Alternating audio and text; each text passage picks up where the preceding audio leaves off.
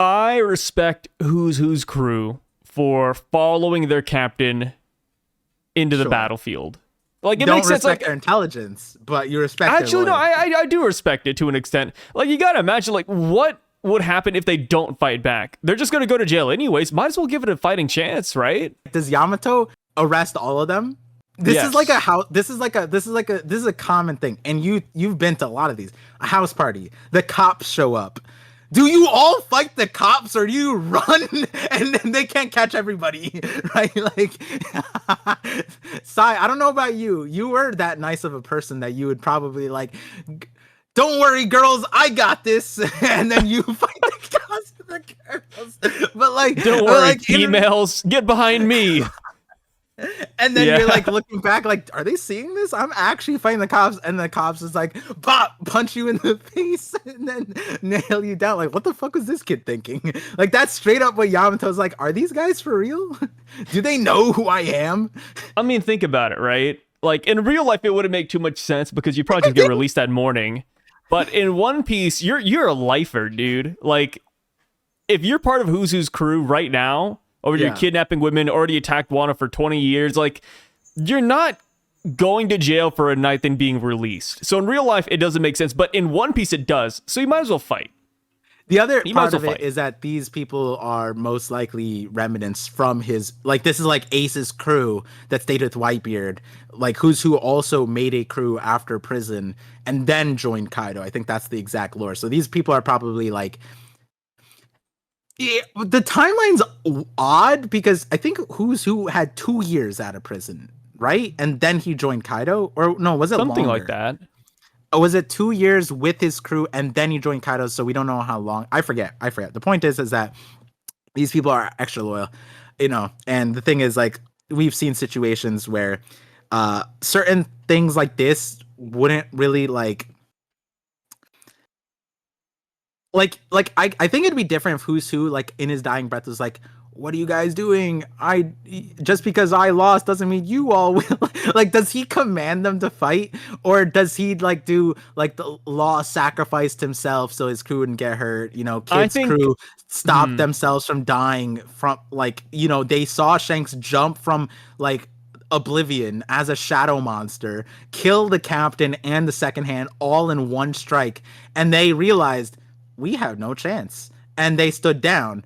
And for some preservation, do they like what like does Yamato scream at them like, you like does Yamato go like, don't even run, I'm gonna murder you all? Like, that shit goes, and then it's like, oh yeah, we got to fight to the death. Like, even in that, like, yeah, we're gonna be arrested, but like, they don't get, they're like, some of these people probably died from fighting Yamato. Like, I don't think they did. You know, like, you're not giving them enough credit. Like, the thing is, right now, if you look at that cover page, like, we're looking at his boys, and I think this is their Sub-Odie moment, to be honest. I think they're trying their best. It makes sense, and I respect it, dude. Like, what if, you don't know this, but what if they almost killed Yamato off screen? Oh yeah, no, I'm looking at Yamato, and I'm seeing that they did more damage than Who's Who, which is where I'm confused. I'm like, how did all of them, like, did Yamato, see, here's another world where the fight went down, right? Right, they're all bloodied up. Maybe Yamato didn't mean for that to happen, but she's so insanely strong that I'm thinking, like, the discrepancy was film red Shanks letting the citizens just punch his ass like down, and he's just like taking it, and he's just talking to Kizaru while he's getting like nailed in the face. Like, these guys are just like, stop it, that's Who's Who, stop it. And then Yamato's like, wait, no, like, don't hit me with a sword. And like, she's just like head and shoulders above them, and all they could reach were like her elbows, right? And then like, she used Conqueror's Haki, she maybe did like an aura blast, and she tried to knock them out as peacefully as possible.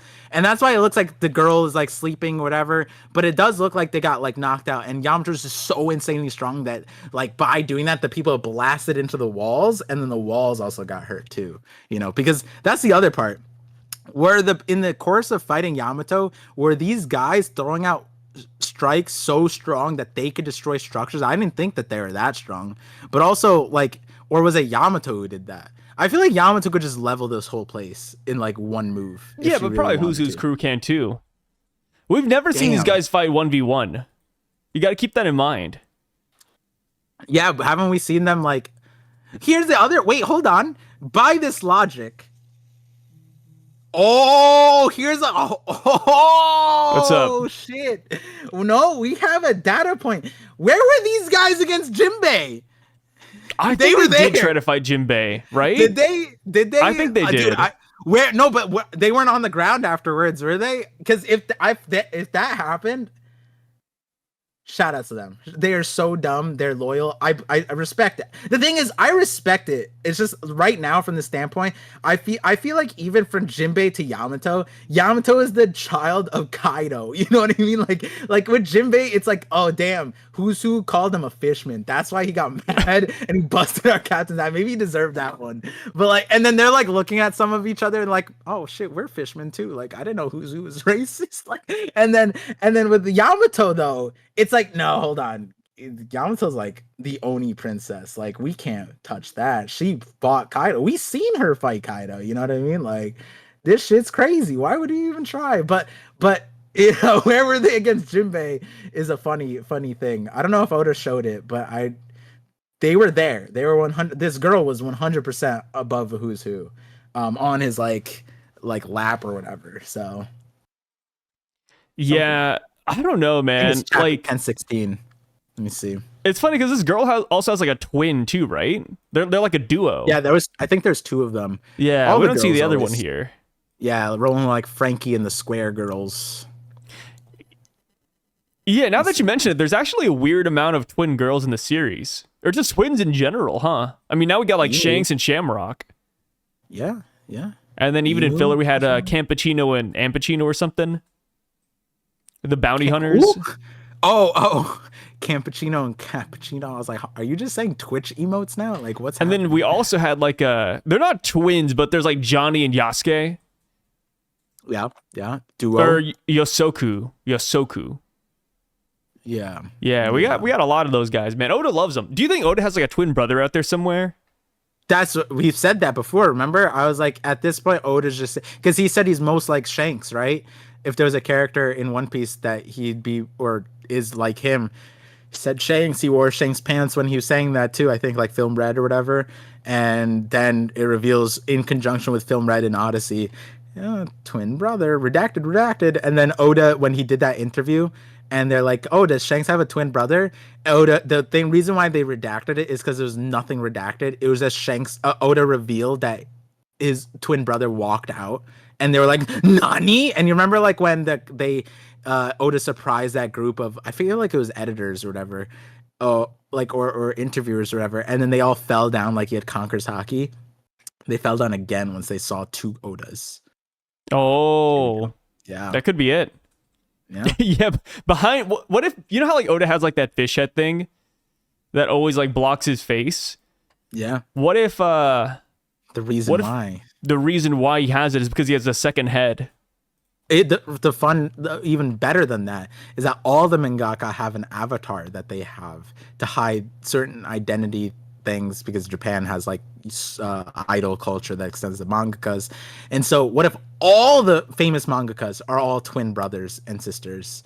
Toriyama, maybe They all look he has a twin exactly the brother. same. Yeah. Yeah. Oh my god. Here we go. Yeah, that could be it. It is. I like how He solved Minotomo, like we haven't seen him up until this point, so it was still like a question whether or not he was here. So I'm glad we finally got him like in the cover page. Yeah, He's just I just bawling. was Why like, do you think he's bawling? You said it's because they destroyed his building. I mean, that could well, be I don't it know too. why he's crying. Is he really crying because he was kidnapped? I'm looking at him. I'm like, he's fine. Like, I'm surely he wasn't treated like one of the girls who like they're all crying, whatever. But like, what were they having him do? Architecture? Like, surely he wasn't upset about that. He built Onigashima, and he didn't like talk about it like it was the worst time of his life. Like, either who's who treated him worse than Kaido and Orochi, or like he was upset here that his recent creation was destroyed, right? Like, I don't know. I don't know Yeah. Yeah, why is he crying he so doesn't- much, man? he's not hurt either. I looked all over, you know, like there's no pain. Yeah, shout out to Minotomo, man. Now Yeah, he can go yeah. back to building Udon's castle. Let me see. I mean, I'm looking at the Who's Who thing to see if his friends came into play. Nope, Oda just skipped it. He just goes down, and then we just don't see them. Oh, from Damn. last And chapter, then, yeah. and then Jinbe, I think next time we see him, he's like looking for Zoro or something. So maybe Jinbe dropped all of them too. We don't know. That could be it. I mean, I don't think anybody was like itching for the Who's crew fight during Onigashima. Oh man! Like imagine they got like a full chapter like Raizo versus Fukurokuju. Yeah, like, that'd be so cursed. I can't believe you hate Who's Who that much that you wouldn't want more Who's Who crew. That's wild. Yeah, I'm really mixed on Who's Who. He's not my favorite Tobi Roppo. I think I definitely like Page 1 Ulti, Black Maria, Sasuke a lot more. Yeah. The only like Tobi Roppo I dislike more than Who's Who is just Drake. But I feel like that's like an easy slam dunk. Nobody really likes Drake. There's one guy I know that likes Drake, but outside of him, it's like no. He's in the comment section. He's always in the comment section, like, guys, like, you keep on sleeping on Drake. Why is everybody hating on Drake? It's like, guys. Oh, I think he showed up like clearly the X means something. The Straw Hats had the X, and like, and then there's X Drake, so and I respect it. Which I have a video all only on Drake, but it's like used for Sword rather than Drake. So like, I just look at Drake as like, he's not meaningful, but like Oda put him in a meaningful position. That's all. That's how it goes. Yeah, I mean, he'll still be important, but man, he's just so disappointing though. Yeah, well, no, that's what I mean. Like, he's disappointing because if you look at the expectation that he's going to be important, that's different. Like, I think that his position in the story, it could have been Bob, it could have been anything. He didn't need to look. I don't think he need to look at all the way he looks. The dinosaur, I think that was just Oda be like, oh, that's cool. The only thing that like is questionable is the name, because Drake also is like one of the more famous pirates in history. But like even him as a reference point, it's like that guy did so many random things that Drake has not done any of. So it's like, what? No, like I just feel like Oda just is like, he did that with the entire Supernova group. He's just like, let me just choose famous names. And it's like, you could look at them like, oh, Bonnie is named after one of the most famous female pirates. Okay, what did she do? What did that pirate do that's related to Bonnie of the story that we know? I don't know. Like, she became a supernova? Well, all of them are notable pirate names, and all of them are notable pirates. So it's like that you can't really use that as a detail here.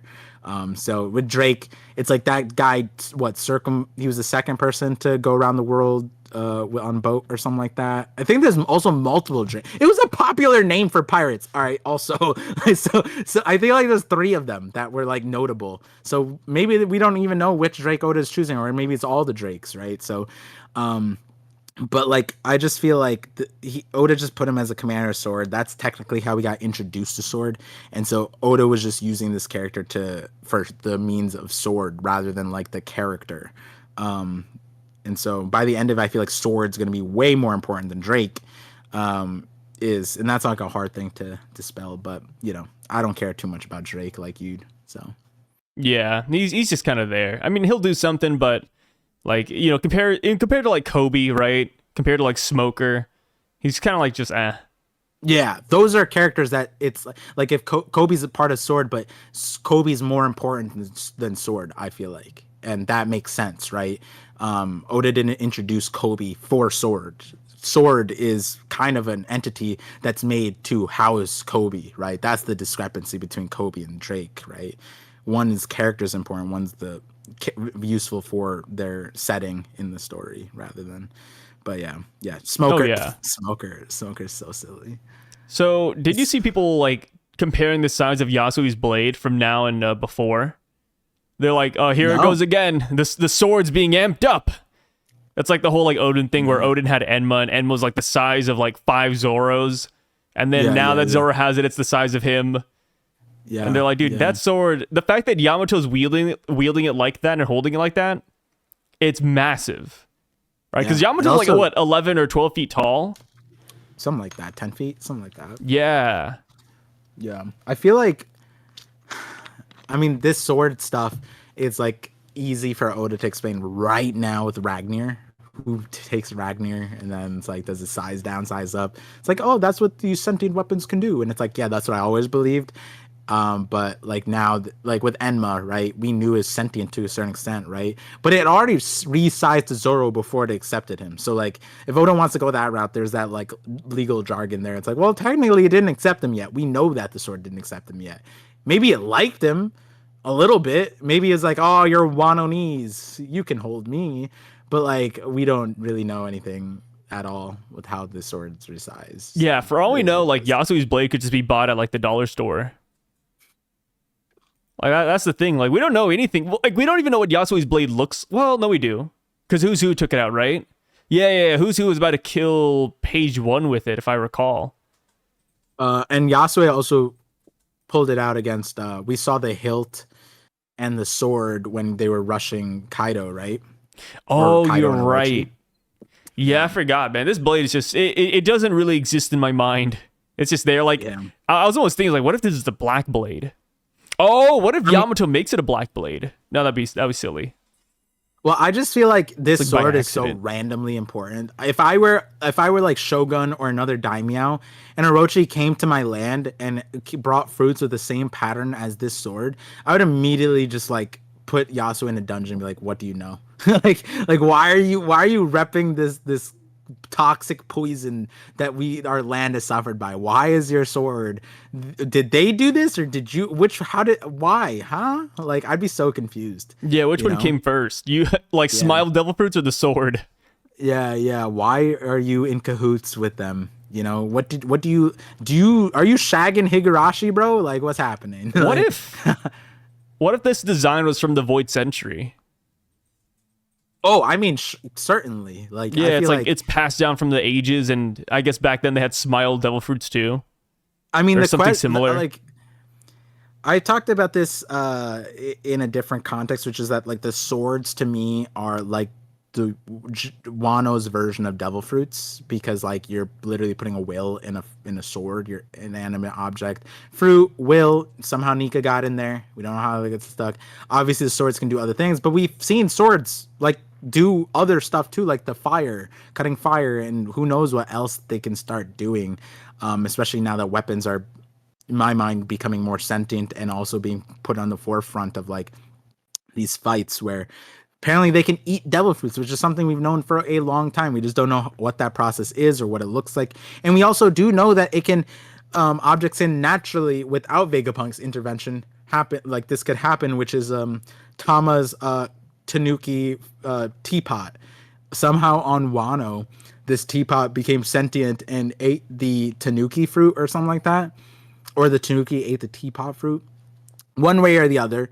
Or no, it was a teapot that ate it became alive or whatever. Yeah. I think that's what it was. So, the other ones, which we can't apply to Lasso technically, but Funkfried, we kind of associate that with Vegapunk.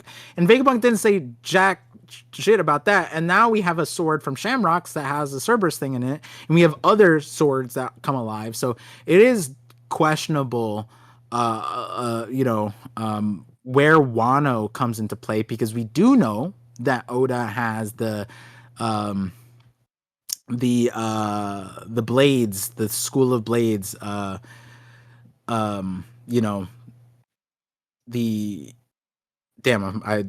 son dropped something. I was like, what was that? And I got to bring it apart from that.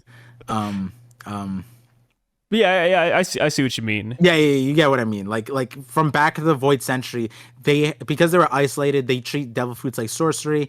They might have had their own way, and so like maybe Yasue's symbolism is relevant to that and related to that, and is our clue that like, hey, maybe they had like a certain school that was able to do certain things, right? Like Kozuburo was basically saying something along the lines of and Sukiyaki said he was like imitating certain blades to get a certain effect. So it's like, wonder what that means, right?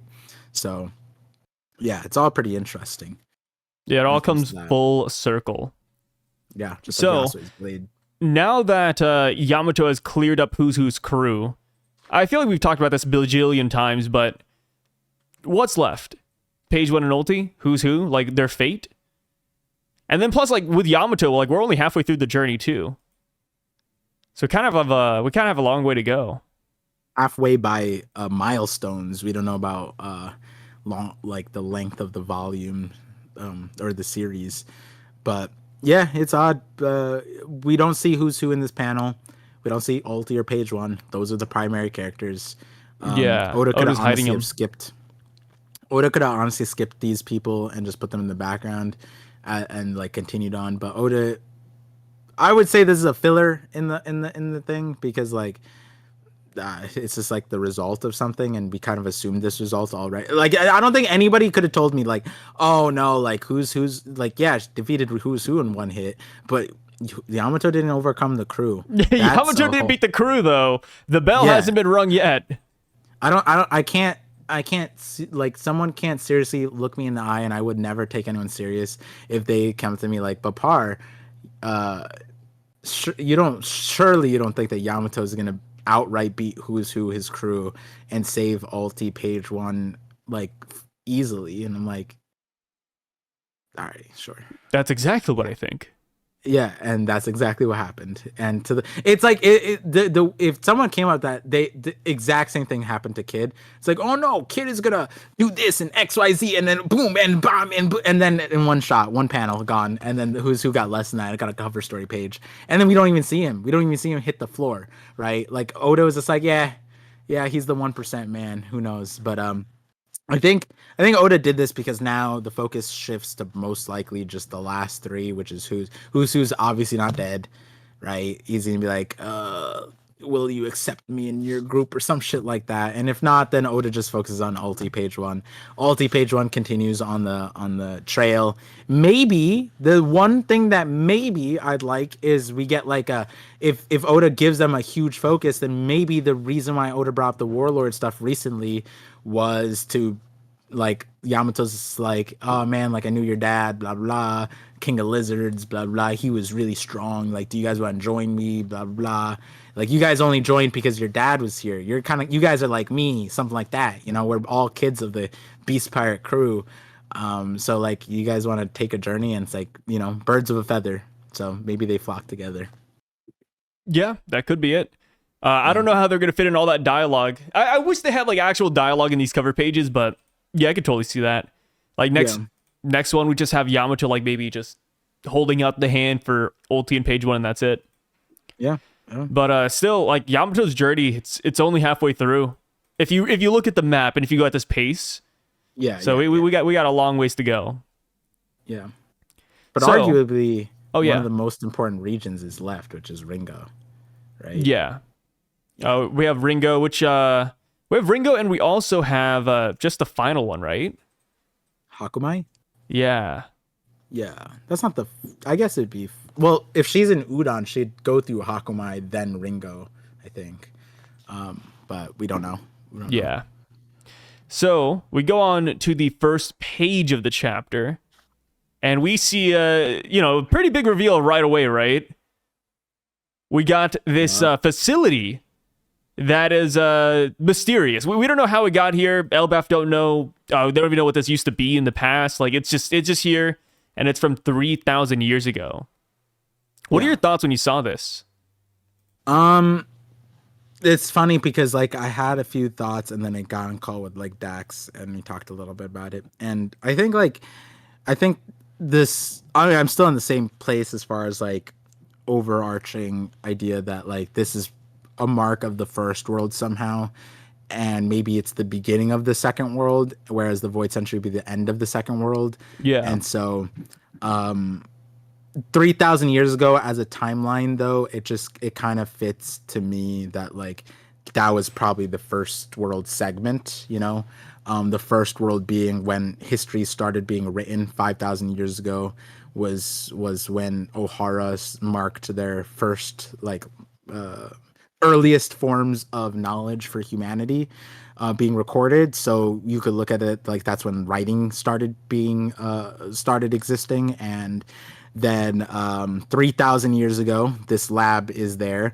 1,500 years ago, I haven't double checked it, but Dax was telling me was when the Kairoseki calendar started. So that'd be like our 0 AD, like BC, like that timeline. So this would be kind of like 1,500 BC in that regard, because we're in the One Piece world, we're in the year 1525. So it is interesting because like I brought up a point, and I didn't even remember this timeline, but I was saying like it almost feels like they say like the end of the Egyptian Empire is closer to us than the start of the ancient Egyptian Empire. So like to them, the ancient Egyptians were further in distance to them than we are to what we think ancient Egypt like starts. Like the pyramids were built way like mad long, like thousands of years before they, you know, the end of the empire. So it's like they were like, oh shit, like this is mythical, this is crazy and stuff like that, right? So it is interesting because Ripley says the locals don't even know anything about this, right? So like that's kind of like the distance of like the pyramids to the end of the, I would imagine like, damn, like how did we build this shit? Where we can't even date this stuff, you know what I mean? Like I'm sure they didn't know how to date things properly other than the recorded text, but then obviously they don't have like a void century to then scuff up a lot of the information. And so I kind of look at this now, especially the conversation with Dax, is like maybe this is like the post remnants of that first scientist, like how Vegapunk went from Punk Hazard, carried his lab to Egghead, and then Egghead got raided, and then he shot up the last part of the lab into the sky. That lab, like if you had just dropped it on an island, it would look kind of foreign. This lab looks foreign to a lot of the Elbaf architecture, which is why Ripley also like corroborates the locals have no idea about it. But also, I think the thing that stuck out to me the most, and I don't even know, you play a lot of video games, so you probably have a better grasp of where this would be a reference to, but like these growths, like they feel like Halo to me, like they alien, like it feels like it's like trying to do the sci-fi thing of like there's no gravity in this place or less gravity, so they grew, and then there's like Majin Buu orb sacs that like are growing people inside, like embryo things, like these tree bulbs, like some weird spores out of the ground, huh? Yeah, and that like and I brought this into scope where it's like like we end this sequence with the thunder coming into play and Frankie going, "Whoa, this is crazy. Elbaf is full of crazy things." And Ripley goes, "No, that's not from here." Right? Yeah, we and don't so know it's what like the hell this is. Yeah, and she kind of like basically says about this lab. So like it would be interesting to say like, "Hey, maybe this isn't like Elbaf native," and it also would fit in because like Lilith wants to make this her lab and she's not from here, so like maybe we could look at some of these details. Even the sizing of it is kind of interesting. Like it doesn't look like it's particularly made for a giant. It looks kind of like the Oda's weird with sizes, but at this moment it's like I don't know, it doesn't feel like a giant's facility. Like each room would be made like at the like if Ripley were to walk into like the second floor building, that looks like the size for just one giant, whereas we went into the castle, for example, Stein Castle, or we look at the rooms that we've seen already, they're massive. Like multiple giants could be like hundreds of giants could just die in the room and that would just be one room. Versus this place, it looks like either it's made for like some middle-sized person or like not giants, or giants are smaller. Ancient giants are also bigger than regular giants, so like they would definitely not fit here. So it's all really odd. At the moment, I feel like it's foreign to Elbaf. It was dropped here somehow. Otherworldly vibes for sure. That's that's how I feel. Like, what if? So you know how we have giants, right? Like humans are the dominating race, and then we have giants. What if back in the day, like 3,000 years ago, giants were normal, and then those giants had their own giants, and that's what this was for. Like, yeah. It just kept on getting bigger and bigger the farther you go into the past. That could be or smaller and bigger go in the past. Yeah. Well, and that would explain the giant sword. Maybe that was like the giants back then. That was like a regular size.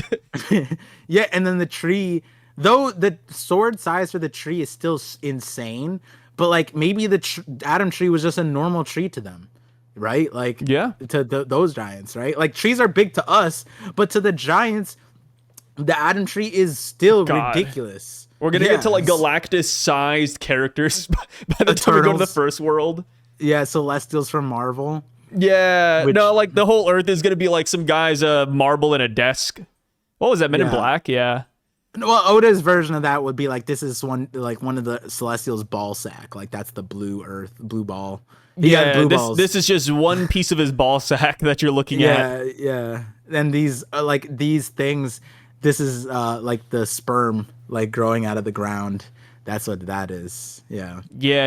It's the sewer babies. Yeah. So, Never miss. is Sign there never a reality misses. That's why where he doesn't have sewer babies. yeah. So I saw the spoilers, and I will admit it's one You part saw the because spoilers? yeah, I know, right? It's one part because the spoilers said it, but I also see it as well. But the top of this building, it kind of looks like the head of a robot. Is that where the people came into my thing and I didn't know if they were memeing or not? They're like, Par missed the giant. I'm like, what giant? And then I looked back and they were just like detracting because like Par, like at that point they were like making fun of me. Like Par has a vision but missed the giant. And I'm like, either I'm missing a joke, the chapter's missing a page. No one said that. And I was like, okay, maybe they're just talking about Emmeth. I'm just gonna ignore this. I wish you were on. Damn, it came from the spoilers. What did they Yeah. say? What they said that this was? They said that the Like- building looks like an ancient giant.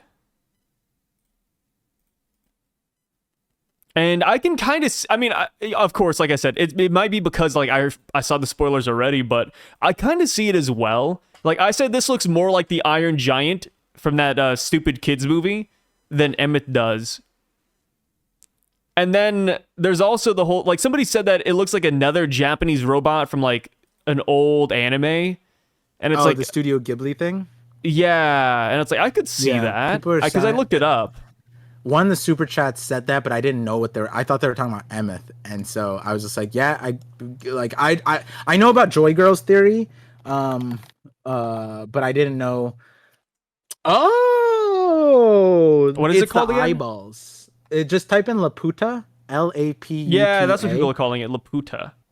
Yeah, I see Laputa. I see the eye a little bit. It's like there. Yeah, like the way it's shaped, right? Like one big eye, one small eye, and then like the rotund, the roundness of it as well. Everything else I don't see though. But I guess like if they're trying to say, I think it's just the head. oh, Like no body, just a head. A head got cut off and it landed up here.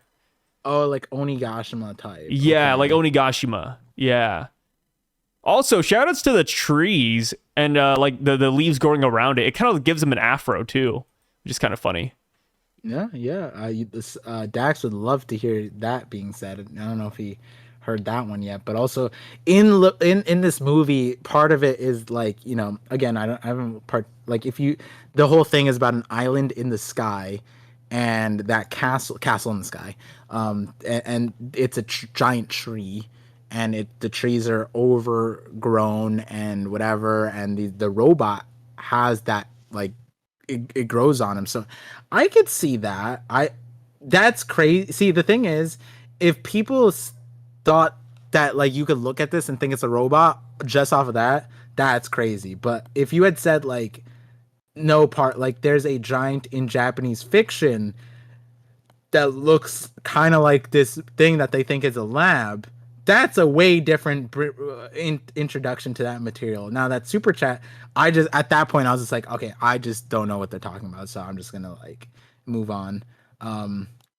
Also, I don't think they were there in the chat anymore after that, but yeah, this is that's interesting. The head of the thing being that, well, yeah, it's not the whole robot, but the lab being, that's even more interesting because then that would be saying the lab was made out of the parts, right? Yeah. And then like inside we could just see like the like workings, the machinations of this ancient robot. And Which would be Frankie even better than the studying perfect- Emmeth. Yeah, Frankie would be the perfect person because you know, I think when Luffy saw Emmett, didn't he say like there's no cockpit? I don't believe know. He said that there's no cockpit. And so like that's like, you know, Gundam and like the whole mecha trope that Japan has. And so he was like disappointed, no cockpit, right? And I think the conclusion that they had was like, oh, so this thing moves like on its own. What the hell? Versus this looks like it would have a cockpit control room, but also Frankie being a cyborg, like, Ripley's assuming racistly that, you would like it because you're being a cyborg. I think that line, now that I see the Laputa robot, I feel like then it's like, okay, then you have a lot more grounds to being like, okay, showing him a cyborg, they figure you appreciate. Ripley doesn't know, but the irony would be that, oh, this is also a cyborg. And Frankie could look at the inner side and be like, wait, Lilith, this is a heart. This is like a pump. Like this whole thing used to be a cyborg. And Frankie would be the expert there. I feel like, at least. And then Lilith would be like the arbiter of truth, hopefully. Although she lost like many IQ points and probably her devil fruit because she got lost somehow, which, silly. But as far as this thing goes, I like the idea that this was a robot in the past. Maybe I also would like the idea that it was foreign 3,000 years ago, and it was like Vegapunk coming across Emeth as like a foreign thing. Like he was like, "Yo, this is I can't recreate any of this stuff." And this is how advanced Emeth was, and a data point that they were so much more advanced than us and me, that there's a lot that I don't understand. This robot could be that for back then, and in a similar fashion, they were just using it as parts for their lab to learn about it. That would be kind of cool. I'd like that. What if, like, that's another reason why Vegapunk himself sees this as a building. Like, this is just so foreign. Like, he can't even piece it together, like, what this used to be. Yeah. It's the same thing. That. Which, if this is just the head... Yeah. I think... Because I think the frame of reference also is that Emeth is, like, the size of a giant, right? Yeah. And earlier, we were saying you just go back and back and back and everything is bigger. If this is just the head... This was a giant robot. That's what I'm saying. A giant among giants. That Laputa giant is not this big. Like that giant was the same size as like Frankie to it, not Frankie, but like Kaido to a normal human. Like Kaido's small to a giant. And Emeth towers over that, but he's the size of a giant. So this would be a good reference that like, oh, giants were this big back then. And that sword wielded by this guy, that could make sense. They only get bigger, man. Yeah, like if we look back at like the sword on Onigashima, like who wields that? And it's like how big is Emeth? You know what I mean? Like, does that sword on Onigashima, is that a reference to this guy, this giant robot? Like, who knows? I don't know. Yeah, no, I really enjoy the thought that this is a robot. I mean, I can see it personally. Like, even without the spoilers, I think I also would have came to that conclusion, I think. But another thing to correlate this to the first world, and this goes back to the spores that we were talking about. But what are the chances that this robot has like a lot of pollution in him?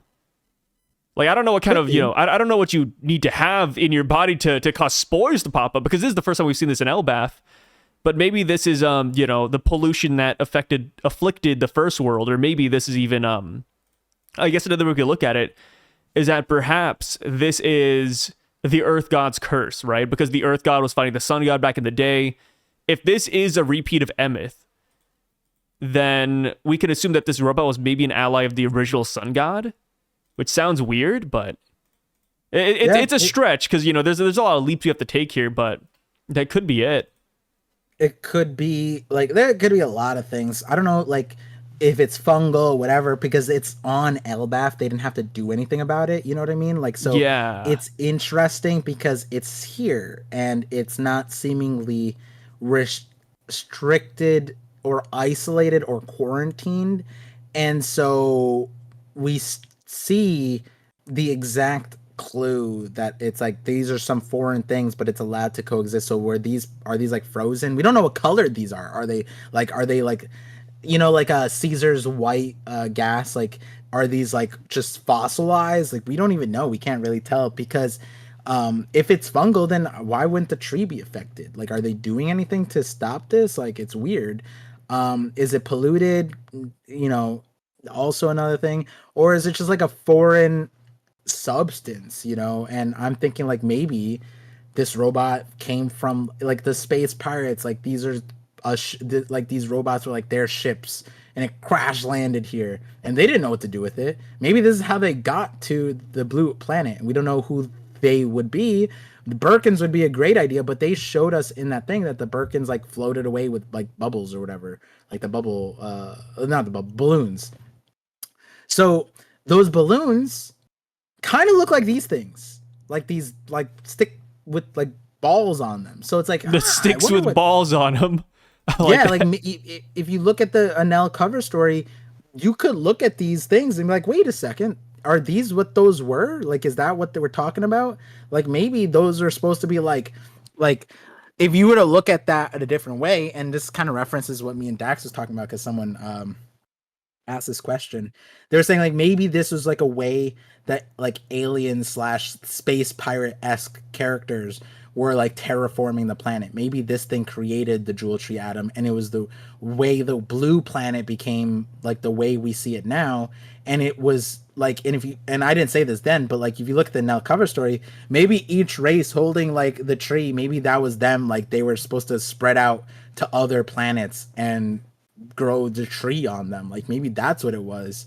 We don't know the nature of the Jewel Tree atom. It is literally like a behemoth amongst other trees. I don't even know if you'd create it like put it in the same species as other trees, you know what I mean? Because it's like so different and so foreign almost, like in how it functions and how it works and the durability and all that stuff. Maybe the tree itself is something from a different planet, which again, kind of like a Japanese thing in the scope of like Naruto made a reference to that, like the world tree. Everything has a world tree type of thing.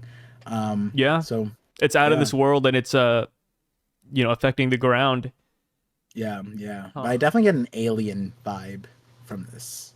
So yeah, no, it would be cool if this was from outer space, just a different planet altogether. Yeah. That could explain I guess that could help explain some of the first world, like the whole thing with the sun god, the earth god, and the karmic serpent. Like maybe the reason why the earth god was enraged wasn't just because they were freeing slaves and stuff, but because they weren't from this planet. And they were terraforming it or whatever. Yeah, like what the hell are you doing here? What are you doing on my lawn? Get off my property, you damn kids. I hate you so much. Now you got chicken pox. Yeah, which are these spores? Fungus. Yeah, fungus, chicken pox things. Yeah. Man, if I was Frankie, I'd want to like take a knife and just poke one of those balls. Like, do you think there's something inside of it? Yeah, like you gotta like experiment. Yeah, I would 100% experiment, but that might be why we die. Like, what if it just releases? I put a mask on. That's what happened in I don't know if you watched like the Alien movies, but in one of the most recent ones, not Romulus, but the one before that, like all these scientists go to a foreign planet that they did not map out. It was just a planet they saw. They said, "Hey, let's just go here," and they went down. And the first thing they did, I shit you not, they all took off their helmets in spacesuits because they think it was safe. And what one of the guys does, turn off the movie. What one of the guys, scientists, what he does is he sees this weird plant growing, he taps it, and it blows up in his face, and pores go into his nose, and he gets transformed into an alien. Yeah, see, I'd turn off the movie right then and there. Yeah, it's crazy because he had a helmet, but he took it off. I couldn't believe it. You can't call that science. Yeah, the guy was just not cautious at all. But so going on with the chapter, though, we see Lilith and Bonnie here. And like you said, it's a little bit silly that they got lost, but it's also kind of goofy. So I'll take it. But it looks like it's even Vegapunk's first time here, right? Did they get lost after the visas? I would like to imagine they got lost after the visas. Yeah. Because imagine that's a recurring plot point. Like after all of Elbaf, they're like, hey, we got to go back to the permit office. We never found it. Yeah. That's because like Oda putting them in this spot, like he could have done that in so many different ways, and getting them lost when we know that Vegapunk has been to Elbaf before and has perfect memory, and maybe they didn't find this place before, but like surely you'd had enough memory to not get lost. But also maybe Bonnie led the way. But also Elbaf is so big you can't walk. They literally said you can't reasonably walk on your own. Like, and they like you wouldn't. Hey, giant, be a good host and take me. Like, you know what I mean? Like, you'd use some of their infrastructure. I'm sure, surely if they have an embassy which gives out visas, they have taxis. Like, I don't know. They're also talking to the giants. They're like, hey, I'm trying to get to the embassy. Can you bring me there? Instead of aimlessly walking and finding this lab. And also, like, Oda would put them on this path anyways. Lilith and Bonnie could have just been with Frankie and Ripley. No. If no. Because they we saw didn't the get their mural. visa yet. Yeah, why wouldn't Lilith and Bonnie be able to go see the Because mural? Vegapunk would over here be making theories, man. We can't have that. All right, well, that's a roundup. That's a like that's you a have to reader's. admit, that is the reason why Oda did not have Lilith and Bonnie come with Frankie. Because one, Bonnie would say, "Oh, I'm a kid. I can decipher this." Because remember, they're like, "Ah, a kid drew this. I don't know what they were thinking." But if Bonnie, a kid, was here, they would give us their insight, and then Vegapunk would give us their insight too. And we can't have that. That's too much. We can't have that. It's crazy when the alternative we literally was, can't have it. No. The alternative was let's make them go get visas. Like see that? Okay, see, at least that makes sense, right? Oh, it does never in the white. Oh, let me go back a few months to the I am side all about. I'm all about getting that visa. Get the visa, live on Elbaf, and that was a good plot point because that shows that Lilith and Bonnie were gonna stay here together. You know, I mean, there is a chance. She needed a visa? Bonnie never said that she needed a visa, but the fact that she went with Lilith, I think, is very telling. And that was also in the chapter where they were like, hey, you know, we can fix up your dad in a little bit. What's up? Why did Bonnie go with? Oh, it was because... No, wasn't the dad Bonnie conversation tagging along because the Kuma stuff? Yeah, she's like, I can fix Kuma? She's like, I'm sticking with you then. Yeah. So because they're going to fix up the dad, I feel like Bonnie might stay here. Oh, I kind of want crazy? Bonnie to come, but I don't know. That's a mixed one. If Lilith lied to us, she couldn't fix Kuma in his own mind, and if this thing truly is a robot, Kuma's becomes the robot. We dust off the building and make it Kuma. Yeah, inserts Kuma, or I forget what this is, but they didn't have enough time or whatever, and so they rushed it. And so in order to revive them, the only option that they had was they plugged like the USB of the mentality into the bigger thing, and then the person took that over, and then they're like, "Oh shit, this is a new body" or something like that. And I know how this shit works. How would you feel? Okay, let's say we had a time skip. Let's say you are now 50 years old. You die. Your son is this mad scientist. And what your son does is he brings you back to life, but you're not in your original body. Instead, you are a refrigerator. Would you be happy? Wait, I don't think this robot would be like in ancient Bugatti, you know what I mean? Like, this is the creme of the crop, you know what I mean? Like to us, it's like a flying saucer. You are a Tesla robot. How about that? No, but Tesla's like, their robots suck. If you said Boston Dynamics, then we're I don't know all the robots from one another. Okay, you're a Boston Dynamics robot. Would you be happy? But like a Boston Dynamic robot of today. Yeah, so like meaning like it's unfathomable what it can do in comparison to, like, I'm saying Boston Dynamics, but like it can walk and jump and catch things and save people's lives or whatever.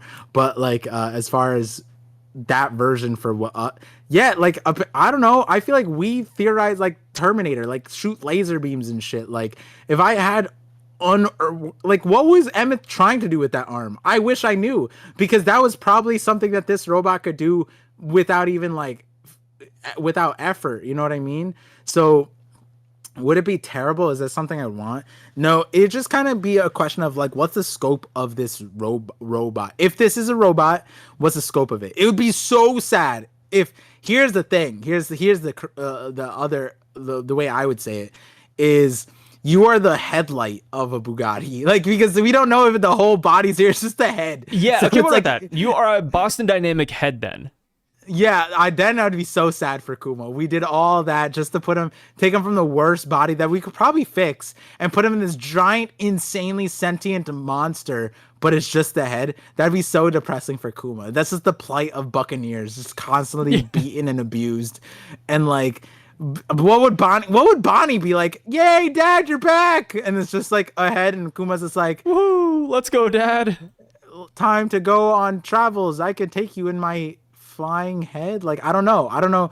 Like, maybe the head can teleport. Like, maybe that's kind of sick. And they skip the sailing, and you just go like, At what point does Kuma whisper, "Please kill me"? Kuma comes back to life as this building. He's like, "Please put me down." No, because then it would be like the Straw Hats and everyone, like they're in the final war, and like, oh man, the only way to stop this explosion is one of us has to sacrifice ourselves, and like no one knows how to do it. Then Kuma, with no words, instantly goes and kills himself against the thing. There's no words, and like they all look at him like, oh my god, Kuma saved the world. He did it all for us. Nope, Kuma just killed himself because he's like, finally, an opportunity that presented itself. Thank God.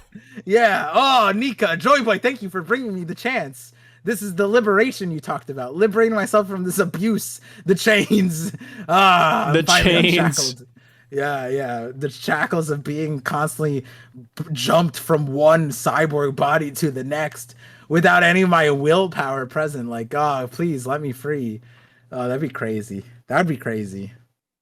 Yeah, it'd be kind of scary. I don't know if I'd like that. I mean, you like scary. I mean, Some I of do. your Twitch titles are like horror ? Yeah, I do nothing but play horror games. I played this horror game the other day. It was pretty fun. It's called Karma, and it talked about like putting consciousness into like different bodies and like all that stuff. It was cool. Dang, I missed that stream. Damn. Yeah. There's also like the thought police, which I thought was kind of funny. But they brought the thought police in, and essentially like whenever there's a crime that's committed, what you can do is you can hook them up to a machine, and you can actually do a deep dive into their memories. What the hell? Fun. You usually play like games that were built on a budget of $5. This game sounds like a AAA title. What the heck? It is a AAA title, and yeah, it's funny because you say that. Like I thought the same thing. I was like, man, I usually play really bad like indie horror games. What am I doing here? How did I miss the one time you shelled out the Bezos bucks for a game? What the heck? Yeah. Hey, miracles happen, man. That's crazy. I think that'd be so cool. Like, imagine if we had that technology nowadays, though. Like, I'd so use that. Yeah. It'd be interesting to like go through somebody's mind, and then you find out they're like mentally unwell, and then it's like all kind of cursed. Nah, but I feel like even the sanest people, like I think that because it's like it's either boring or not boring. But like, at what point is like interesting and complexity and thought also mentally unstable? Because I feel like people who have complex thoughts, there's like it's like you know, like Elon Musk, right? If he had no money and he said everything that he said, he'd be no different than a homeless man in New York. Oh, we're gonna colonize Mars and all this like hoo-ha and like all this stuff. It's like you could look at them as the difference is that one had money and one doesn't, right? So in that scope, their brains and the instability there is one was like opportunity met luck, met timing, met hard work, met like a bunch of group of people with like not the same thought but supporting ideas, and then it's like, okay, well, the one is mentally unstable and the other is not. The discrepancy is one successful and one's not, right? It's like, it is interesting because maybe the Kanye that made all the songs that were our favorite was the same Kanye that exists today. You know what I mean? So the Kanye we met along the way. Yeah, the only difference is that his mom died and then he started spiraling out. But the thoughts were probably the same, right? So like, do we stop Kanye before graduation or do we stop Kanye now? But the difference wouldn't be his thoughts. His difference would be his mom. So, so like, that's at least what people, say that like, that's the speculation after his mom passed away, which is a reasonable reason to become unstable. For the record, just not denouncing that, but I'm just saying thought crimes is a crazy desire for Psy to be like, that'd be sick to have. Woo! I feel like you or I would be locked. We would be not locked up. We would be poked and prodded as scientific like oddities. Yeah, that'd be cool, wouldn't it? I wouldn't want to be Kuma. You would want to be Kuma? Kuma was exactly that. Oh, whoa. You got interesting blood, brother. Let me examine you. I would not want to be Kuma or King. I just think it'd be fun if like somebody went through our memories and just saw what was in there. Like, so we could like share that experience, right? I mean, that's what these YouTube videos are, no? I mean, yeah, but like, you know, there's a lot of things in these videos we don't say, I bet, right? What are you?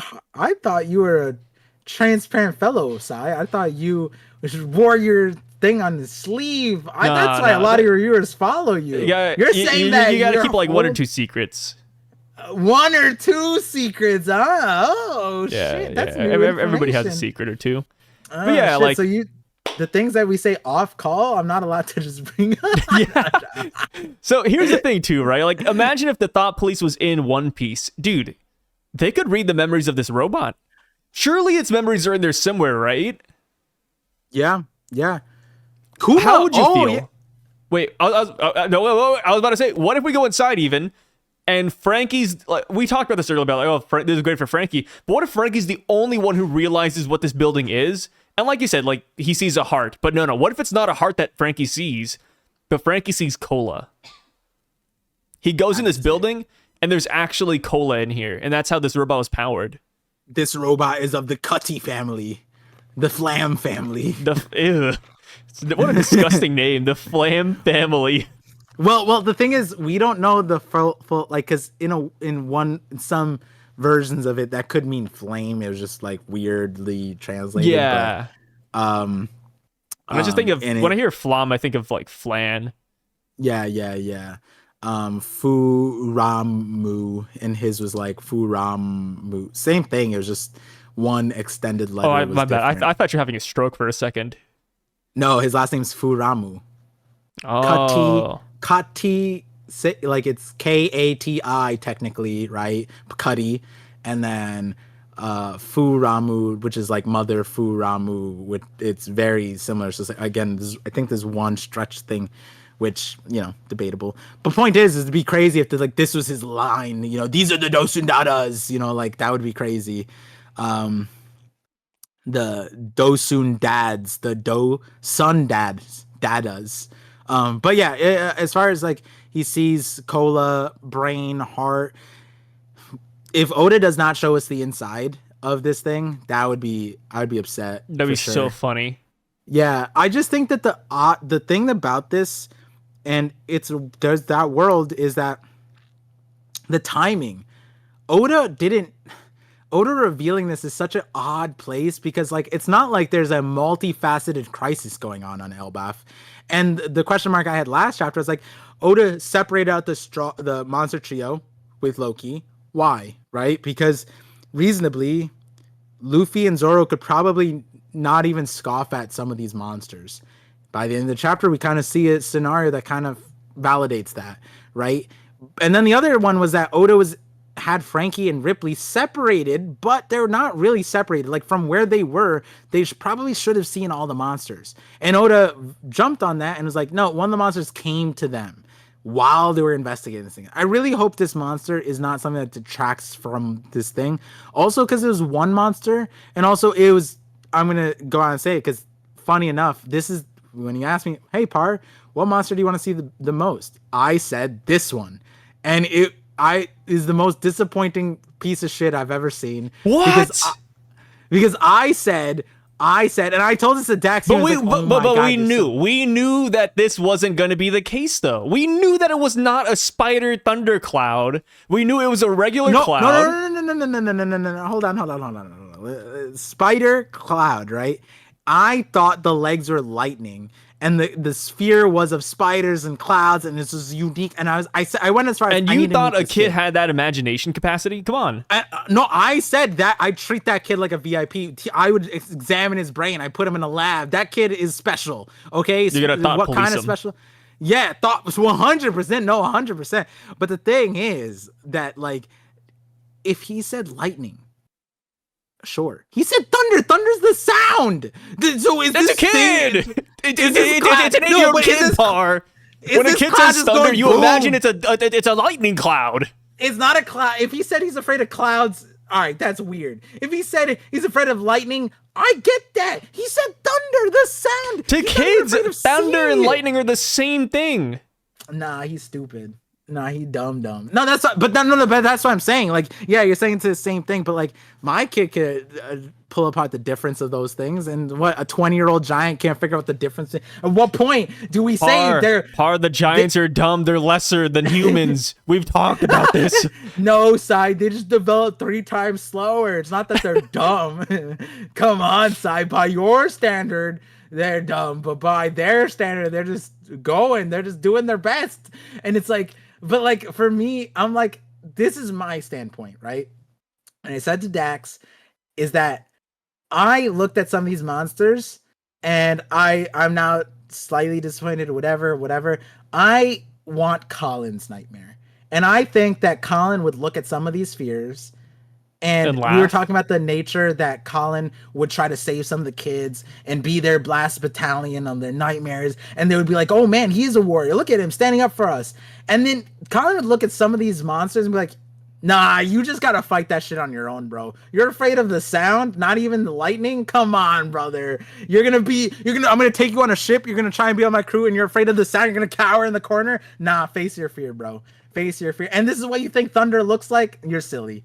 I feel like Colin 100% valid in bullying these kids for some of their nightmares. If the kids wake up, maybe Colin laughs at their nightmares so hard that they're not even afraid of them anymore. That's what I'm saying. Like, if no, that was my idea first. Sure. Look at Sai claiming ideas, thought policing. Oh yeah. Man. That idea you just said, that's actually mine. I said that 5 minutes ago. I said it yesterday, actually. You didn't hear it. It was off call. Just like Ange being a half sister brother of Loki. But as far as these the cloud goes, obviously I'm joking. It's gonna be interesting, but I do question like the not validity. What's the word? The voltage of the cloud. Yeah, or the functionality, right? Because like we said it. We said Ripley's probably top 5 giants, right? Yeah. Like somewhere there. And we just saw Dory and Rogi. Well, okay, skipping, but like it's relevant here. This thing shouldn't be a threat to her, right? Like in the real scheme of it. Maybe Frankie by himself couldn't, but like Ripley should be able to like, oh no, that's a threat. Let me one-shot it. Yeah, I mean, not even just Ripley. Like, I think Frankie could take this down. I mean, we have...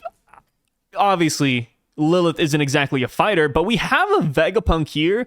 Like, I would be a little bit disappointed if come next chapter, well, whenever we come back to this group, if Lilith just doesn't deduce how to take this down instantly. Like, hey, this is a devil fruit. It seems like it might be this.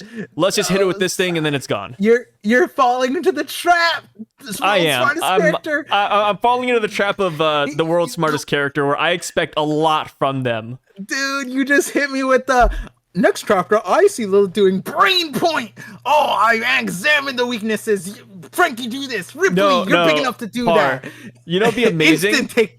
What? It would be amazing if come next chapter, Lilith is like, why are you guys running? I already put in anti-demon cloud technology on those trees because I foresaw this coming. I am the world's smartest character. Actually, the cloud you see, it's just an after image. It's already dead. And then we see the cloud like falling to the ground, X's on its eyes. To exemplify the folly in thinking like this, because there's a reasonable point, but me and you look at Vegapunk, and we're like, world's smartest character. Obviously, you can go infinite, right? Let me one-up you, Sai, okay? No, Stella foresaw this future where I came in the 2 weeks, and the Holy Knights would come here and make the dreams, and he already had hologram defenses made out for this, impenetrable. Nothing could pierce the thing. And then the monster's just like, boop, boop, boop, and it can do it. I have a genius idea. We didn't even think about this. Vegapunk came here, 30 plus years ago, right? Yeah. What if Vegapunk installed a security system, not even like a barrier or dome, but like actual laser beams and robotic warriors to fight off this exact threat? that, I'm gonna go out on a limb and say that's not that crazy because I'm like that. There's a certain way I've been somewhere for a decent bit, What does that which is mean? good internet. With it, everywhere I've been, there has good internet. So, like my friend had Okay. fiber, but their internet person installed it with coaxial cables, and so I rewired their house like on in the wall because the person installed it incorrectly, and now they had good fiber. And then like that friend was talking to another friend that I stayed over at their place, and they also had bad internet. And like, oh, did Par do that? And they're like, yeah. And I told my brother that because I went to his place and they did the same thing there. He's like, man, I keep paying for like top tier internet. And they say I get like 4 gigs or whatever, but all I'm getting is like under 1. And I was like, that's because you're using the wrong cables. And he's like, what? And I was like, that's also because the person installed it because they bent the wire. So all you have to do is just unbend it, and then it would. You're like Bigfoot.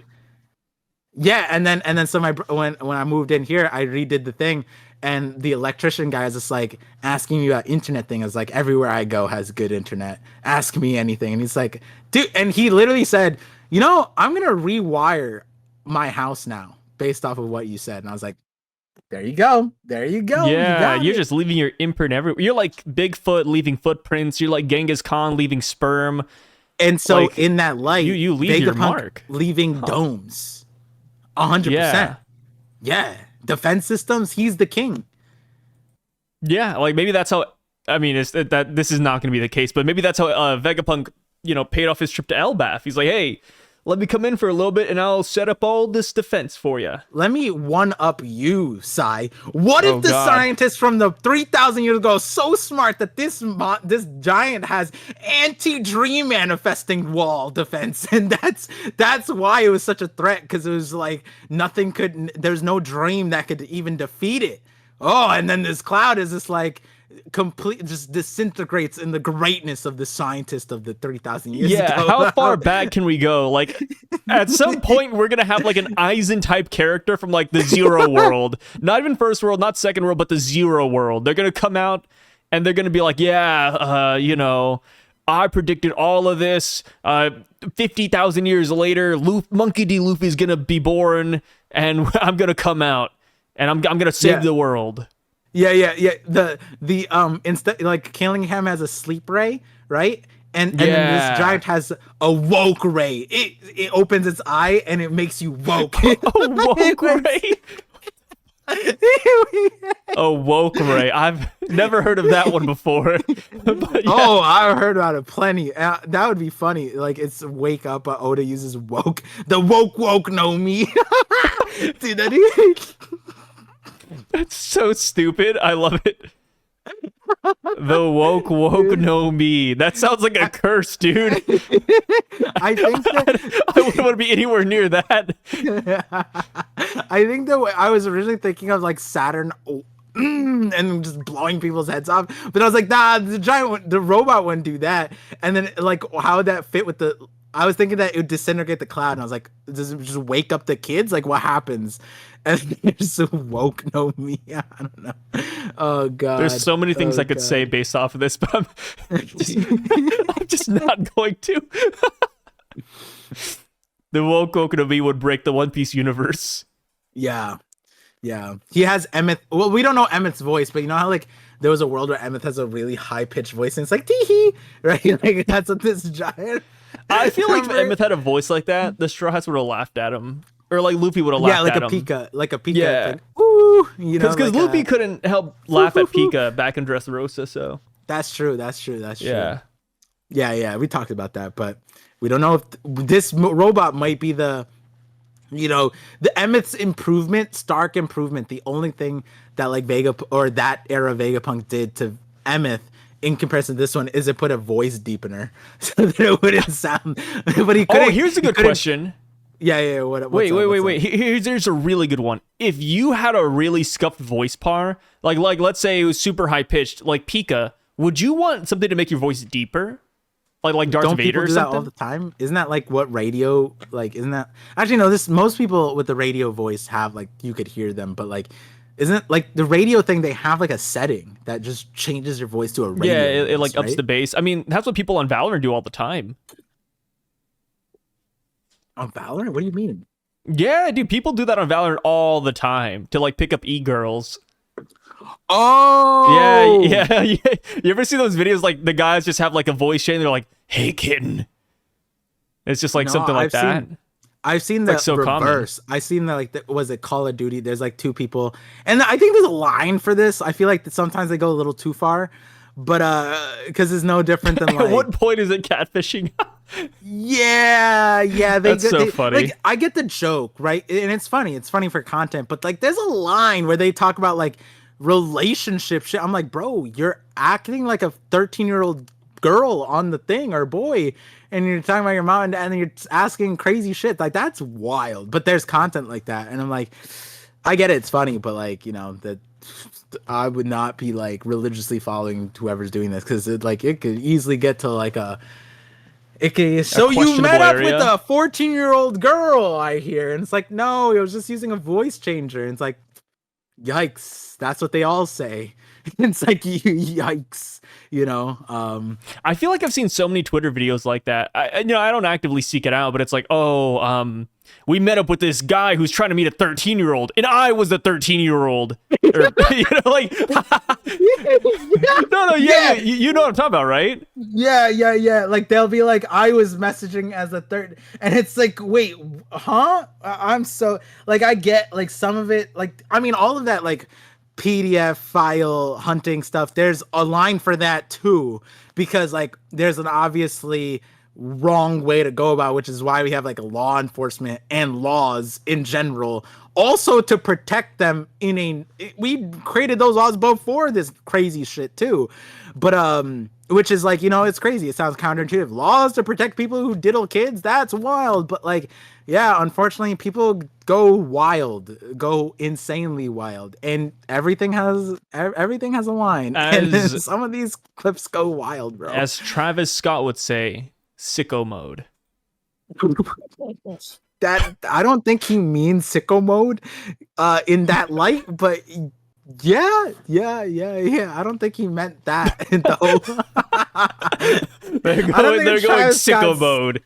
I don't think when Travis Scott said he was going to sicko mode didn't mean that he was going across the line, illegal line. Your Honor, I was just going not sicko Travis mode. Scott doing it, but like just like sicko mode in general. Like that's how hard they're going in. Isn't the song saying that he not bust his ass, but like I locked it, like that was like the he locked in. Yeah, that's what sicko mode meant. Yeah, that's what I meant.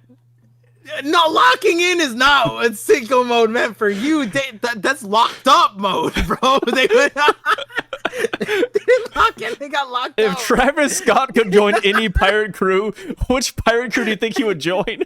Oh god, dude. I don't know Travis Scott enough, bro. Damn, sicko mode's crazy though. I think he would be like I think he would join the Big Mom Pirates, to be honest. Travis Scott is with the Kardashians, right? I don't think so. Hey, babe, was Travis Scott with the Kardashians? No, right? I think he was with Kylie. He was with Kylie? Yeah, Kardashian. Okay. That's the Kardashians. Wow. Damn, I didn't know that. Yeah. That's Kylie's first baby daddy? Yeah. What? Dude, I don't know enough about the Kardashians. I need to like brush up on my knowledge. Yeah, Kardashians are interesting. They're an interesting part of history that needs to be studied, for sure. I mean, I feel like the Kardashians will definitely be like in some sort of like history book, right? Oh yeah, I mean they already are. The Kardashians are wild, but yeah, the Travis Scott was in the first one. Which is why when he had that whole concert where the people died, like Kylie was like there, not that one, but like the next one, and he was just like, "Let's keep going." That feels like a fever dream now that you mention it. Yeah, people That's forget. so crazy. Like, he was so disconnected from was it 10 people dying at his concert, and then Travis Scott was just like, "My bad, guys." He was like a black and white video. It was like, "Oh man, like I didn't think that was gonna happen." Yeah, lock That was in, it. guys. We go in sicko mode. Yeah, lock in everybody. Next time we're in sicko mode, huh? Yeah, dude. And next time we're gonna go for 25 kills. Yeah. Kill streak. Nuke. And then Travis Scott pops on a voice changer. Oh my God. Okay, how do we get to Travis Scott? We're still talking about. We did what were not we need a talking full about? circle. I don't know, but you didn't need a full circle. Travis Scott to Call of Duty voice changing. Hey, I got this. Speaking of Travis Scott joining Big Mom's crew, it's a little bit unfortunate that Zeus, one of Big Mom's homies, isn't here to fight this giant cloud because I feel like Zeus would destroy him. Oh yeah, dude. Yeah, Zeus would so cook his ass. That's like the only logical thing that I thought of as to why this one cloud. Like this is like the you know when they tell you about like animal behavior and then there's always an outlier, and the question is like, oh, they were probably just stupid, right? This is the outlier animal. All the other monsters knew the script. Siege the school, protect the kids. I guess maybe this one's going to to Bonnie, senses the kids, but it's not asleep, whatever. But the other side of it is like, maybe it was instincts. If I go anywhere else, I die instantly. Nami would cook this thing up, bro. Easily. Like, so easily. Maybe, like, Thunder would be a collateral damage from Ragnir, too, right? Like, I think so. Like, the question mark also is, does Loki slam his hammer and does this thing like forcibly discharge? Like, could you imagine how cursed that would be? Dude. He's like, I'm lightninging again.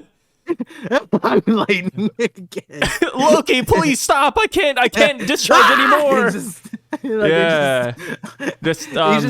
What do people call it? Like endless ejaculation? Just the cloud the cloud be having a bad day. Dude, this cloud versus Loki's Ragnir and Zeus at the same time. Dude, Loki, Zeus, Thunder, that is a nightmare rotation. Like, in a weird way. Like, it's so, like, I don't know for who, someone dies. And then bring Anel back. Just for this one fight. They would no. You know what it'd be self-suck, right? Like they would all just be like self-sucking. Like, yeah, it's so weird. It's not it's even like Loki, that it's image. Ragnir. It's like that image where you can get like infinite power, where you plug a power cable to itself. Yeah, perpetual power, or not perpetual motion, or whatever it's called. Yeah, but just lightning and energy. Yeah.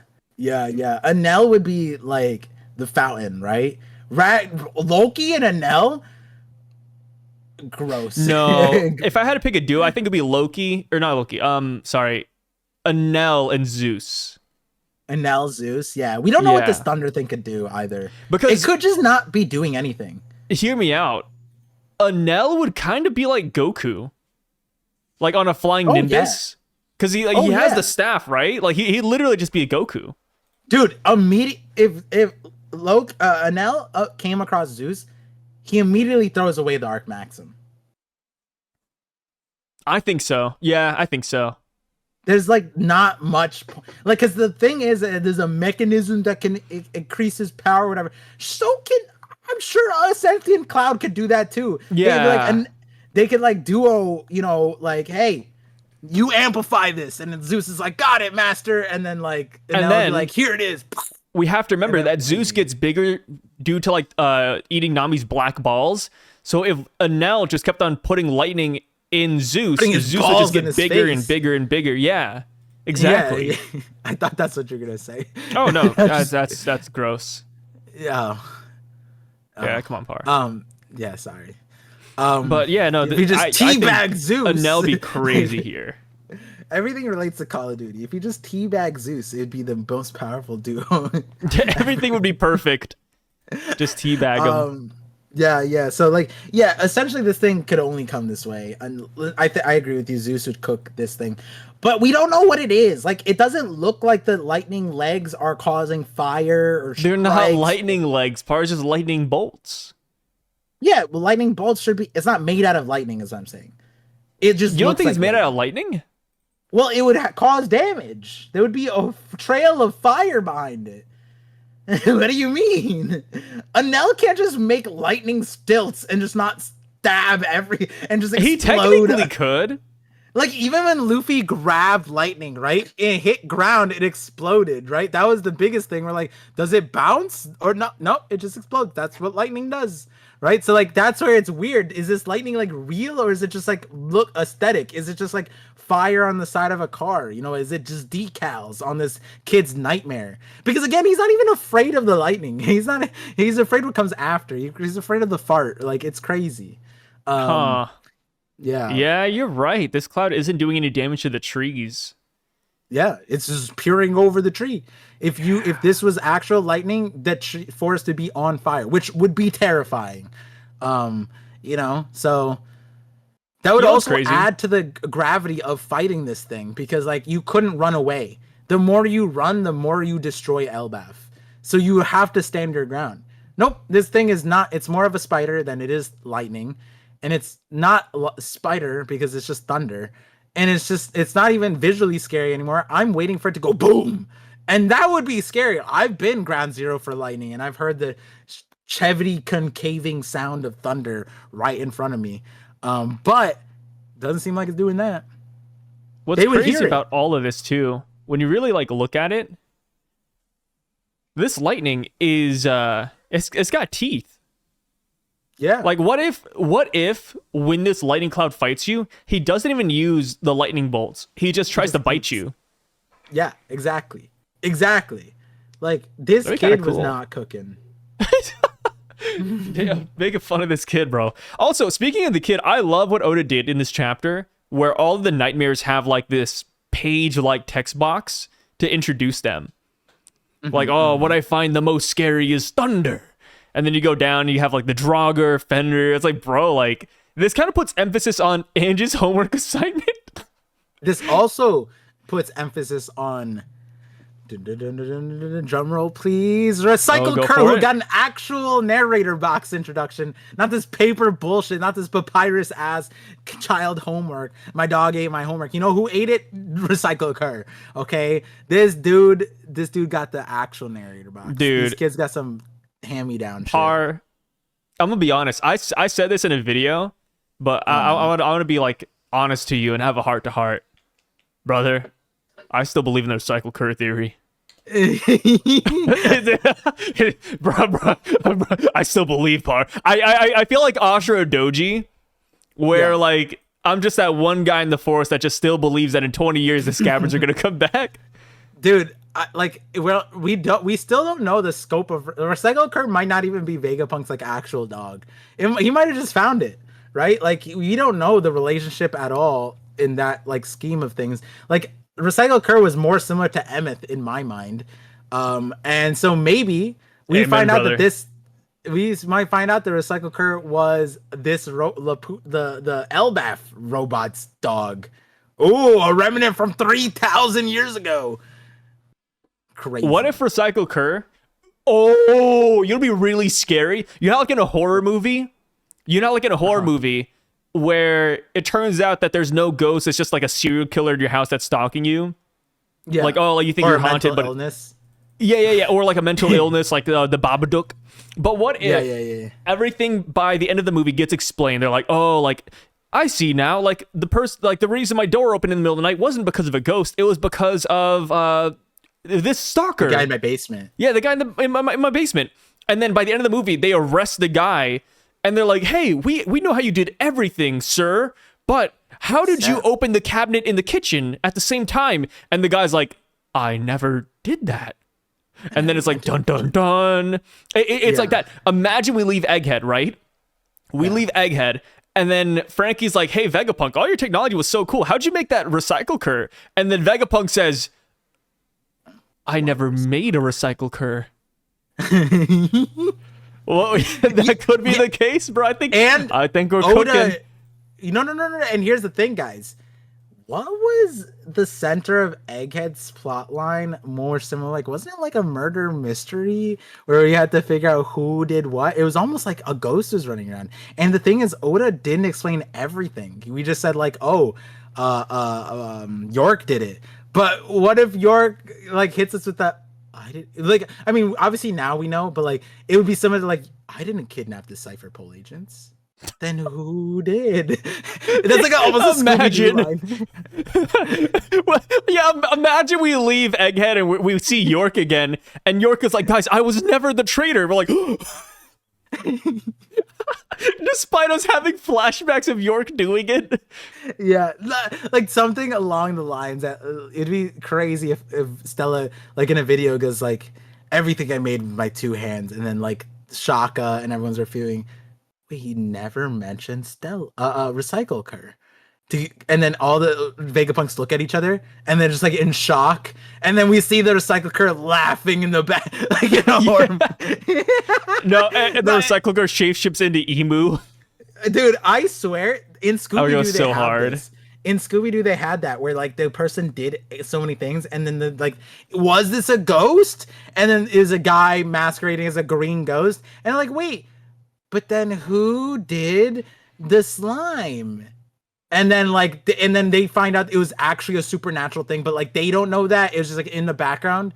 I feel like that was in Scooby-Doo a few times where it was like actually the monster was there, but they just never saw the monster. And the monster wasn't evil. I think it was a Scooby-Doo episode about the Loch Ness Monster, where it was that exact scenario where like they caught like the guy who had like a rubber ducky in the lake that was shaped like the Loch Ness Monster, and then by the end of it we hear like a noise. It's like whoo, and they look behind and there's like an actual Loch Ness Monster, but they didn't see it. When I realized the ramifications of it being the Loch Ness Monster, that would mean that there was a guy dressing up as the Loch Ness Monster. No, it was like a rubber ducky boater. Some guy harassing people are just like, whoa! I remember they got like this crazy geo map that like layered out the terrain around the lake. Depth. Yeah. To like check the depth, and they're like, where did it come from? Like there's no canals or straits from the ocean. Like how did Nessie get here? And they're like going all about this for a while. That was a good episode. I know exactly. I know what the animation looked like too. Yeah. Oh shit, Scooby-Doo is so good. I love Scooby-Doo. I feel like that's like a timeless classic cartoon. You can't go wrong with Scooby-Doo. Scooby-Doo, like, you know, I mean, I guess a lot of things from like the Cartoon Network days, but I wonder like how many people feel the same way. Like, do you think this is a thing that only like our generation feels like, or do you think every generation has their own like, oh, like you should have been around when Popeyes was here? You should have been around when experience it.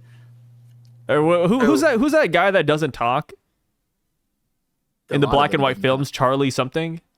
Charlie Chaplin. Yeah. I've seen some of those. Those are still. My like, dad loves Charlie Chaplin. Yeah, I mean, the thing with him, Charlie Chaplin was the stunt stuff, right? Like he did all the crazy stunts. Was that him or was that someone else? I don't remember. I just remember he like ran around in circles and that was it.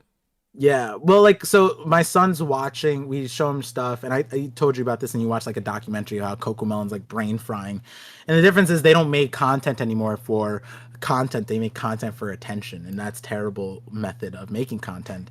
And so he watches a lot of older TV shows to the point where he's watching something that is an era before me, Kipper the dog. And so like I know, like, if you give a mouse a cookie, that's something that I know. And apparently Kipper the dog, like for the era before me, that was like they had children books and they had this TV shows, and he watches that. He loves that. And sure, that's him as a kid, so like why wouldn't he react different? Why would he react differently than a kid of when that originally came out if we're not exposing him to insane brain rot like Coco Melon, right? It would make sense that that's timeless and he's gonna look back and that's dope. But yeah, when he's older, and show him Scooby-Doo, you know what I mean? And he's gonna have comparative stuff and see if he likes it, right? If he doesn't like it, obviously I'm gonna sit there and whip him to watch the rest of Scooby-Doo. But like, you know, would you ever whip your kid? You know, I'm an immigrant child, so you know how we do with like they don't watch Scooby-Doo today, and then you just you got a frying pan. Yeah, exactly. You know? Okay, yeah, I brought this prop because like I was expecting like us to cook on something and it'd be like, Wait, what? You didn't whip out the frying pan for the for the Laputa idea? You didn't whip out the frying pan our idea for Travis Scott? Yeah, see, you know what happened? It was I What the had hell, it, like, man? within reach, and I kept on missing my window to bring it up. And then when I brought it up, I was like, but then And we're like, only halfway through the damn chapter. We still had time Yeah. to cook. Now you ruined the surprise. Yeah, but then Bro, like I brought. What are you When doing? you said beating kids, I was like, people do that, right? With the. I feel like that's a cartoon thing. People don't actually hit their kids with frying pans. Yeah, sure. Just get like a belt or something, like a How regular did you parent. grow up? Yeah, no, that's true. This thing's kind of hard. It's like reinforced. Yeah, you too. killed a kid. Hey, quick tip, guys: don't hit your kids with a frying pan. That might be a bad idea. Yeah, especially not Gordon Ramsay's hexaclad pans. Those would pack a wallop. Yeah. Those though, like, I don't know if I could like bend this one. Have you seen the videos where like the strongmen like bend it? I could probably do that, right? We could bend that. Yeah, you've seen the videos where like regular dads pull their dagger strength out and then just bend it. Yeah, I don't think that's real.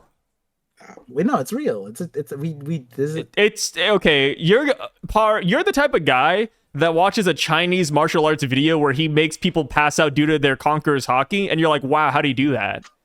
No. Okay, first of all, Kenichi, the strongest martial artist, that's real shit in there.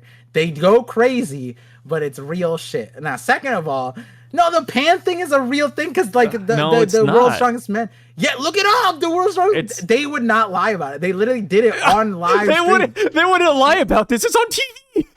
Yeah, no, not live What do you stream. mean? Like it was confirmed. It's a steel pan. It's confirmed. Ask your wife right now. No, I'm not gonna ask my wife about this. Yeah, no, you can bet. All right, look, Google it. Everything else you Googled. I'm not gonna Google it. That's like Googling if Tai Chi is real. If Tai Chi is real, what? Man Tai bends Chi. real bends. Oh, I wrote bands. Real man bends pan. over. Yeah, type that in, Par. This is the thing. It's right there. No, it's not. Okay, we're just gonna go with the chapter. Par is doing something here. It's right there. It's one Google search away. Eddie Hall. Sorry, guys. Par forgot to take his meds today. Par did what? What did you say? I said Par forgot to take his meds today. He's going a little bit crazy. That's wild. Comments, let me know. Link guys, do you believe that there's strongmen that bend steel pans? Do you believe that there's martial artists that can knock out their opponents in a single punch? Link the video, and when you see your link not show up, you know that Sai is actively blocking all of your links so he doesn't see the truth. That's the type of person Sai is. That's the type of person Sai is. All right. Well, I mean, fair. But that's how it be sometimes. So Frankie in the group, you say they no diff the thundercloud. They should. I feel like based off the end, Ripley should just eat this shit. What if they struggle? Would you be upset if they struggled really hard with it? Yes. Not really hard. I get being confused, but like. And maybe scared, but like these are the children's nightmares. This thing is silly. I feel like in the real world, even if this thing was that big and I saw it in my real world, I would laugh first. Yeah, this thing is so silly looking. Yeah, I'd pull out a gun, and if it didn't work, then I'd get a little worried. You know what I mean? But like, this is the type of monster that is so comically stupid that I feel like I could beat it with rope. That I could just trick it into running around in a circle and tie up its leg and hog tie it. Would you rather have? Oh, sorry, go for it. What do you say? No, I was gonna say like it's one of those things where it's like you make it, you trick it into wrapping its own legs around the rope and you just pull and then it trips and falls and dies. Right, like bigger they fall, the bigger they are, the harder they fall. Yeah, right? no, I was about to say like when I think of a lightning monster, what really scares me is like if this was George Lopez. From Shark Boy and Lava Girl, you know what I'm talking about, right? Yeah. Because George Lopez was literally a nightmare monster, and he had like electric like legs and arms. Yeah, nah. You're that. Like I'd be more scared of George Lopez. Like honestly, George Lopez as that lightning monster would be a great Frankie opponent because he's like part cyborg. No. What would be crazy is if it said what I find most scary is George Lopez. I know it was making a reference. What I find most scary is George Lopez and his late night specials. George Lopez, he's old now, man. Like I saw like one of his comedy shows the other day, and like, dude, the guy's like pushing 5,000. Yeah, he's probably in that first lab, dude, cooking. Yeah, inside of this robot cooking. Yeah, baby. Yeah. God. Yeah. Shout out to good old JL or GL. Sorry. GL is crazy. No one shorthands his name. G Lo. Yeah, I shorthand all the time. G-Lo, dude. Good old Glow. Yeah, I freaking know it. So, we go down and we see the Western Village. They're being attacked by a Jogger. Is that how you pronounce it, by the way? Jogger? I don't know. I said Dr. Auger, too, just because it's funny. I think that's just a little bit racist.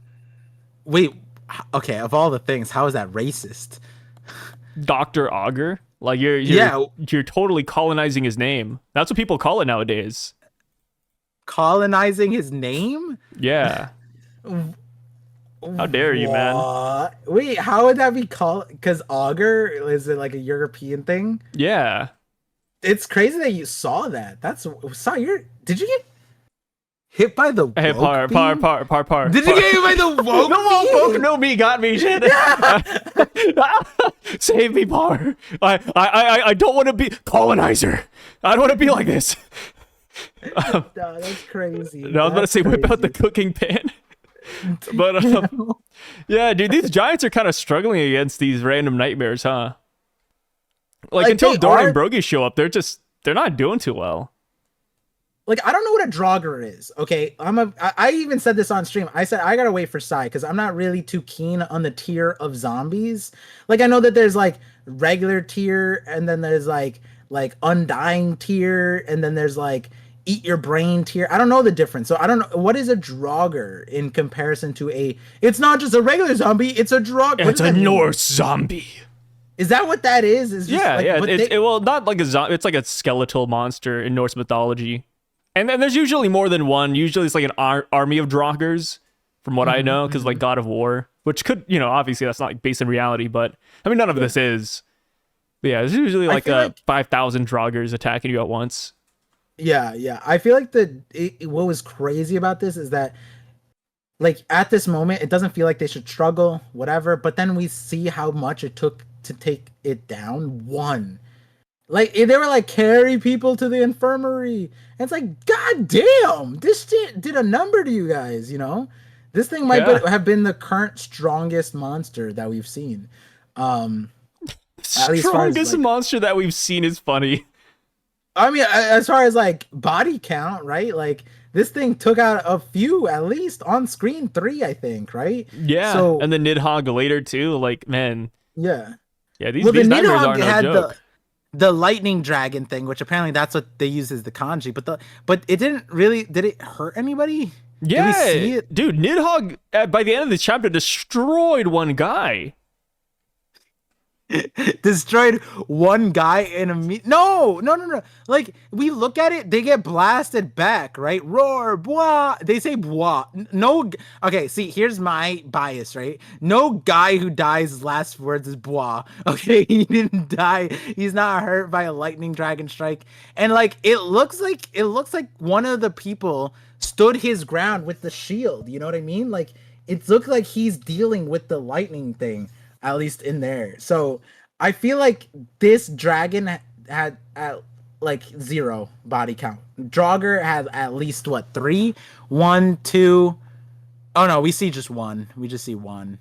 But they say who taking down would be so much trouble. Carry the injured. So it sounded like multiple, right? Yeah, multiple. So Jogger above Nidhogg based off of KD.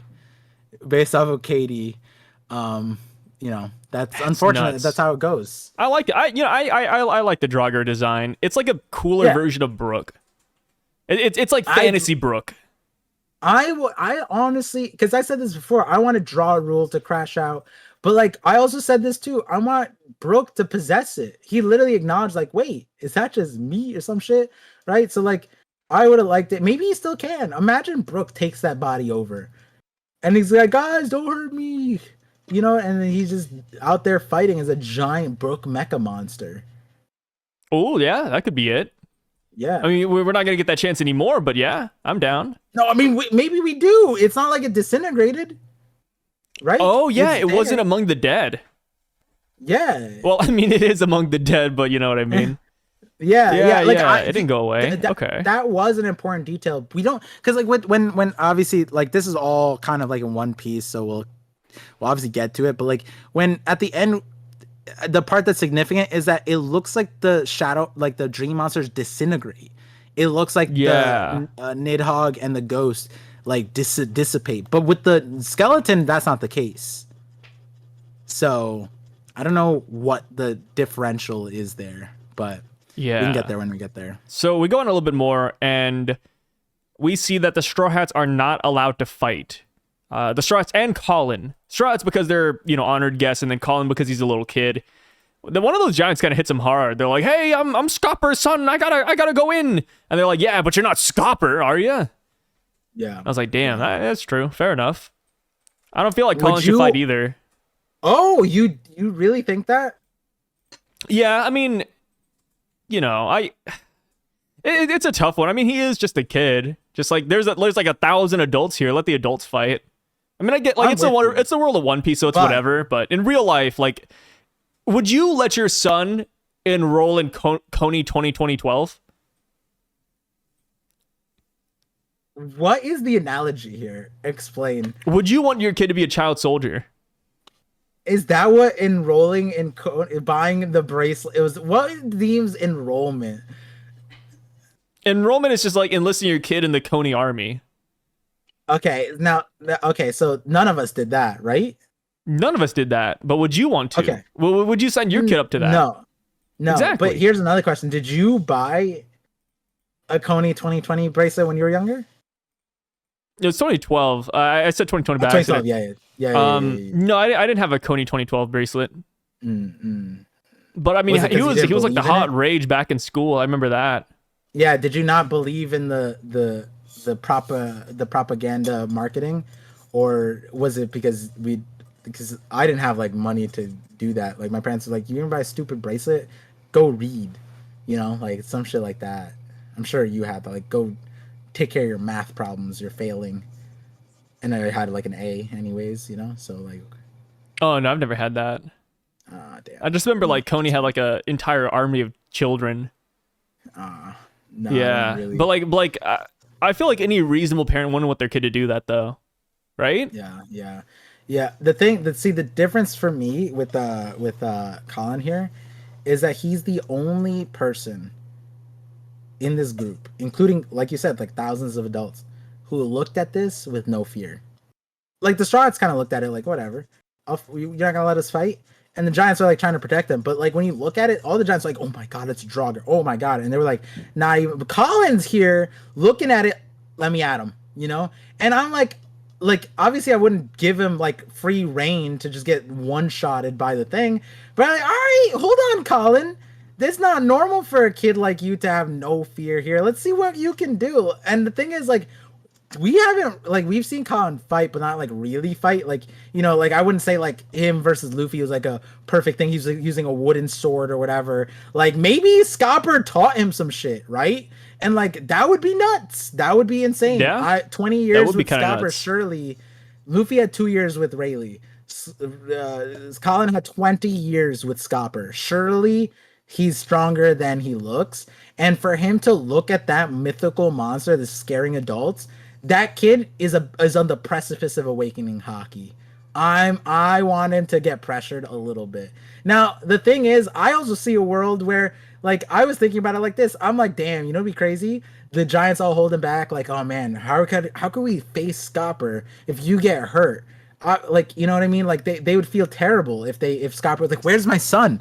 Like, "Oh, he wanted to fight. You didn't stop him." Like, yeah. I could see why the Giants would do that, and I would be that. He's not my kid. I'm not gonna put him at that risk. What the hell?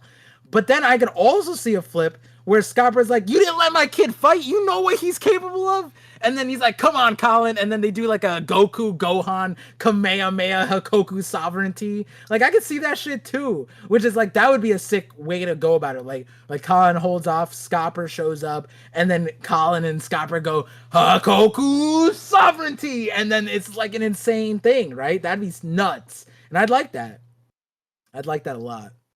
No, I agree. I think there's potential for Colin here. It's just that I just feel like it's not going to turn out well. Like, I can't imagine Colin leaving this battlefield positively. Like, I feel like the God Knights are going to use him as a bargaining chip. They're going to use it to get under Scopper, or he's just going to fall asleep due to killing out his power, which, if Colin has Haki, maybe he avoids that, but we don't know if he has Haki or not yet. So if he just falls asleep, he could be, like, the worst. I think that he, like, because that's why we don't know what his nightmare is. He wasn't at the school, I'm pretty sure. So like, we don't get that manifestation. He's not asleep. I think like him being used, not that I'm tired of it, but I think he's head and shoulders above Momo, right? Momo as a kid, very timid. And then like Higurashi used the Momo thing to you know, whatever. Save me, Dad, and Odin did in turn. I'm not saying Colin can't be used as a bargaining chip, but like we don't have the clone fruit here to someone to disguise as him. So I wouldn't want Colin himself like begging for Scopper to save him or whatever. Obviously Scopper would save him, you know, and it'd bend the knee. I could see that. I don't see him being like Loki. It's just that like I don't necessarily want Oda to put him in that position like that, because I do want I kind of like the way, it's not countering you, but it's more so like the look that I at least want to get is, not at least is a hard word to use here, but like it would be nice that like the mentality that Colin has gets rewarded, in the sense that like he is the only one of one kid that has the warrior mentality that all of the other kids like bullied him for. And now all these kids fell victim to this thing. And is it because they don't have a warrior mentality? And I'd want Oda to reward Colin and not treat him like the other kids, like a hostage. I want him to put him a leg up, whether it's in combat, whether it's in mental strength. Giving him Haki is a way to do that. And maybe that's a protective measure in and of itself. That's why I say like at least is a rough thing, because like the scope of it is different. But that's what I mean by like the mentality that Colin has is rare and it's thematic, and I want that to get rewarded to the point where I feel like that not positive route that you expect, and I believe in too, right? I don't think it's all roses for Colin, but if we just get that, then we don't reward the warrior part. And so I want somewhere along that line where he becomes a hostage or becomes a bargaining chip, I want him to positively defend and succeed in a way that like, you know, like beyond a Momo, you know, as a child, right? Like when Momo has the time skip and then he you know sings with the straw hats, and then he stands up to Kaido, I am Momonosuke, the first son of Odin, right? Like that's where Colin is right now, right? So I want him to stand up to the God Knights, stand up, almost die, whatever, and it's impressive. That's what I want. You know what I mean? Like and that's why I said it's not countering you, because you can still get the same thing by the end of it. It's just that that's like the expectations for Colin. I completely agree. Positive first, and then possibly negative. Which, he'll look good on the battlefield. He'll maybe save the kids, and then he'll fall victim at the very end. Yeah, arrogance, and then that also like gets Scopper down too. Yeah, I think the hubris would be the word here, I guess, because like he ran up on Luffy disrespectfully. He knew Luffy was one of the strongest pirates on the ocean, in line with his idol Shanks, and he ran up on him like he was no better than any other human, right? And I don't remember the exact word, but Luffy's like, the hell is this? That's disrespectful. You know what I mean? Like, this is whatever you're doing, you didn't think about it, right? And so that childish mentality is something that a lot of kids had. Luffy had that, right? Luffy's like, let me on your crew. I can handle this. Shanks is like, stop. You're beyond yourself right now, right? I think that's where, you know, Colin's so impressive until he realizes that he's still a kid, right? I could see that. But it does question mark it goes back to a big question you said last week. When do the Holy Knights activate? And maybe they activate towards Colin. Like if Scopper ever reveals that this kid is his, Scopper's weak. You know, Ripley's weakness is revealed, right? So Yeah, I mean, like, who knows if the God Knights don't already know about, you know, his kid? Yeah. Like, what if they're like, like this is Scopper's son. Like, we can't deal with Scopper. Let's just like send this kid to the gulag. Yeah, like here's a world. What we see. I talked about this in a few different lights, but Sommer's line about the worst nightmare for a child is their parents dying in agony in front of them. And so we look at, Colin, we don't have his nightmare yet. Maybe if Ange asks him, what are you scared of? He goes, I'm scared of nothing. And then we quickly realize, he gets a new fear. If the God Knights, maybe not curb stomp, but maybe they actually beat Scopper and they have like their foot on his head. He's dying in agony. And Colin starts breaking up. You know, that would be it. That would be the point of that they were proving. That would be a huge W for the Holy Knights for a lot of reasons. They beat Scopper. They stand on their sadistic ground. Like they stand on their crazy mantra that they have of like gamifying the horrors and nightmares of children. And they turn Colin's entire worldview on its head. So I think something like that could play out too. But then we also had the question mark. Do we think that the God Knights can actually beat Scopper? Are we just relying on Scopper being old? Because if we think that Luffy or Zoro or a Kaido could clock these God Knights at the current viewpoint that we see them, where they have insane devil fruits, but maybe not the strongest combatants. They're strong combatants, but not like Luffy, Zoro level. Then does Scopper fail to beat them? That's weird. You know, that's a weird discrepancy. So it's interesting where we're at with that. Oh, yeah. Colin, I agree with you. Like I said, I think he'll do really well. Then he'll do bad. And then him and Scopper just being on the same battlefield, I think will do a lot. Terrifying in general. To have, yeah. Yeah. So we go on. It's like Dragon. Yeah. Dragon seeing Luffy on the battlefield. Oh, you know yeah. what I mean?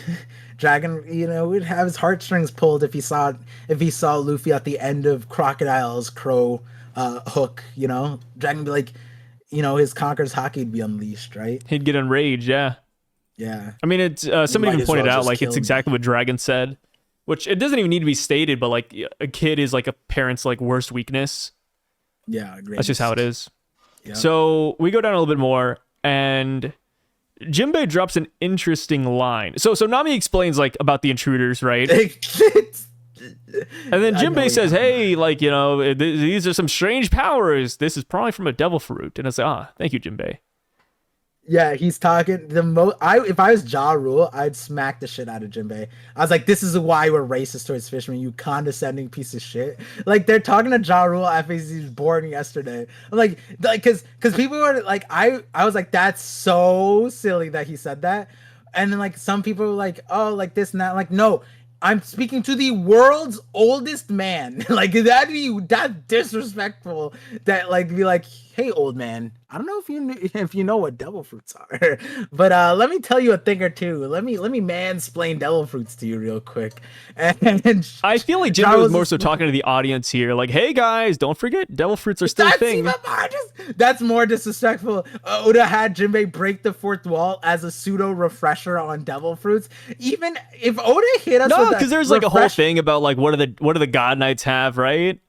No. This is the one. If Oda hits us with a verbatim refresher on devil fruits, like it's written, for those of you guys forgot, this is what devil fruits are. I would throw like this frying pan. No, there cannot be a reader of One Piece. No, because what if this was him like explaining the Abyss Circle? This is like a chapter 5 explanation, by the way. Like, hey, like, don't forget that Abyss Circle may seem really weird, but strange powers are just devil fruits. Like 5 chapters ago. Devil fruits are introduced 1,000 chapters ago. Like, this would be if a reader of and that's why Oda's reiterating, just like, hey guys, like this could, like, everything could be a devil fruit.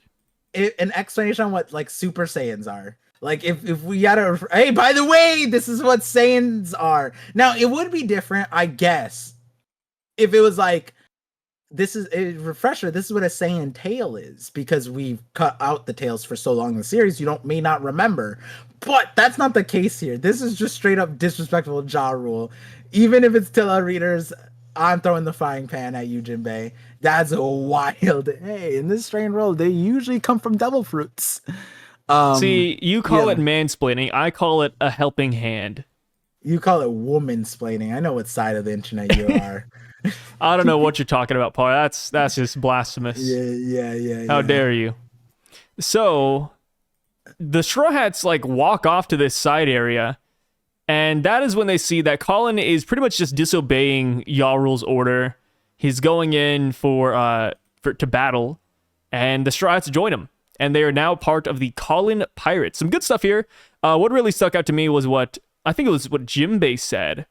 He said, if the culprits are human-sized, we'd be better suited to dealing with this. Yeah. So it looks like I think this might be the first. Personally, I think this is the first group of Straw Hats that are going to run into the God Knights, which I think is going to be a lot of fun, right? Jinbe, Nami, Usopp, and Brook versus Sommers, Gunko, and Killingham. Would you be down for that? I don't know if I'd be down for that, but I could see it. Also because like we don't know where the God Knights are in reference to the map, right? When Gunko brought up that map, I don't think they showed us where they were, right? Yes. But we're assuming they're next to the school, though. I think that's the current assumption. How close, how far? They look like they were mad far, but we also don't really, because even in that panel where they were like looking down at the school, they were dots, right? Like they were looking down from like the heavens at the kids, right? Like, like, oh, look at that! Happened upon children on my way to the tree. You know, like that's what they were looking down at. Time to make some games out of these kids. You practiced that line a lot, huh? Nah, I just be. It just came to you so naturally. I was like, whoa, par. Yeah, I just have more freedom now that I'm in like a freer environment. Now that you've left your family behind. Yeah. How's your basement coming along, by the way? Yeah, it's good. I think since last time, the insulation is now vapor barriered, waterproof painting here. I'm gonna close off it with. I need to get my soundproofing stuff next. So yeah, not that it's super important because I'm down here, but it's just gonna help isolate this spot. But yeah, I can't wait till the day when you like unblur your background and it's gonna be just so beautiful. Yeah, well, I don't know how beautiful it's gonna be, but it will be fun to unblur the background. Yeah. So the Colin Pirates have set sail, and now we cut over to our favorite characters, the God Knights. And holy hell, Gunko is a Brook fan. Listen to the community's, everybody in the community's favorite song, part of One Piece. When this song first got revealed, I hated this song. Everyone in the side, did you not hear what I said? Everyone in the community that's a part of the community that is a One Piece fan. I love One Piece. I just don't like the music sometimes, man. That's all it is. I like Uta, but Brook's music. I think it's because of Bink Sake. That really threw me off, Yeah, but that's not his song. Yeah, but he sings it. Okay, but that's like saying like, I don't know, I don't like Michael Jackson because he sang Ring Around the Rosie like a few times, like. Like, no, I mean, I like Brook. Okay. I like Brook. I just said I don't like his songs. But Bink Sake isn't his song. That's like the Bink Sake is like a nursery rhyme in their world. Like it's okay. I don't like the song New World either. What do you want from me? All right, you admitted it. You hate New World. You turned off the TV when you heard it live. I just skipped it. Ripped out the chapter. Yeah, exactly. That's what I'm saying. Like you watched all the episodes, but then even when you rewatched it with your wife, you skipped it for her too. So you're like, you can't possibly experience what the rest of the community loved. Can you turn to your wife and ask her what the New World is by Brook? She doesn't know. She doesn't know. No, that's crazy. Sai I skipped all controlled of his it. wife's viewing privileges that much. See, I knew literally it's said, Sai "Hey, anyway. you're not missing anything. It's okay. I knew We'll it's just fast forward." Sai controlled the viewing. All right. Did your wife like New World? Did your wife like Bink Yeah, no, Sake? she actually. No, she loves New World. She doesn't. She never Stop, watched One Piece. no. But I used to listen to New World without context, and because I listened to the Japanese version, and she's just like, whoever's singing it sounds like they're having a lot of fun, and I was like, yeah, that's true. The person who recorded it loved singing it, and it like my wife sensed like whoever made this with a Low lot of bar. love, and she was just like, this is Whoever's awesome. singing is having fun right now.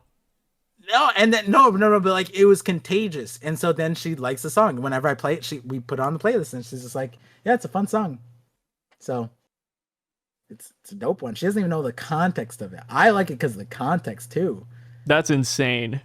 Yeah, and that's why Oda is like 100% like a music head, whatever. Because like I mean, every week he's at a concert. Some of his closest friends apparently are musicians, but also. Like musical directors reviewed One Piece music and were like, "This is a masterpiece. This is insane." I don't know if that Timmy, or I don't forget his name, but they reviewed the Egghead intro thing, and he literally Anthony described like the Fantano? Straw Hats without watching the video. He just listened to the song, and he described the music video to a T. And I'm like, that's so insane that you can sense the music speaks for itself, and people who know music can do that. He was like a composer for like, I don't know, for something, and like whatever. But I would suggest he listen to New World. He probably have a lot of fun listening to that one.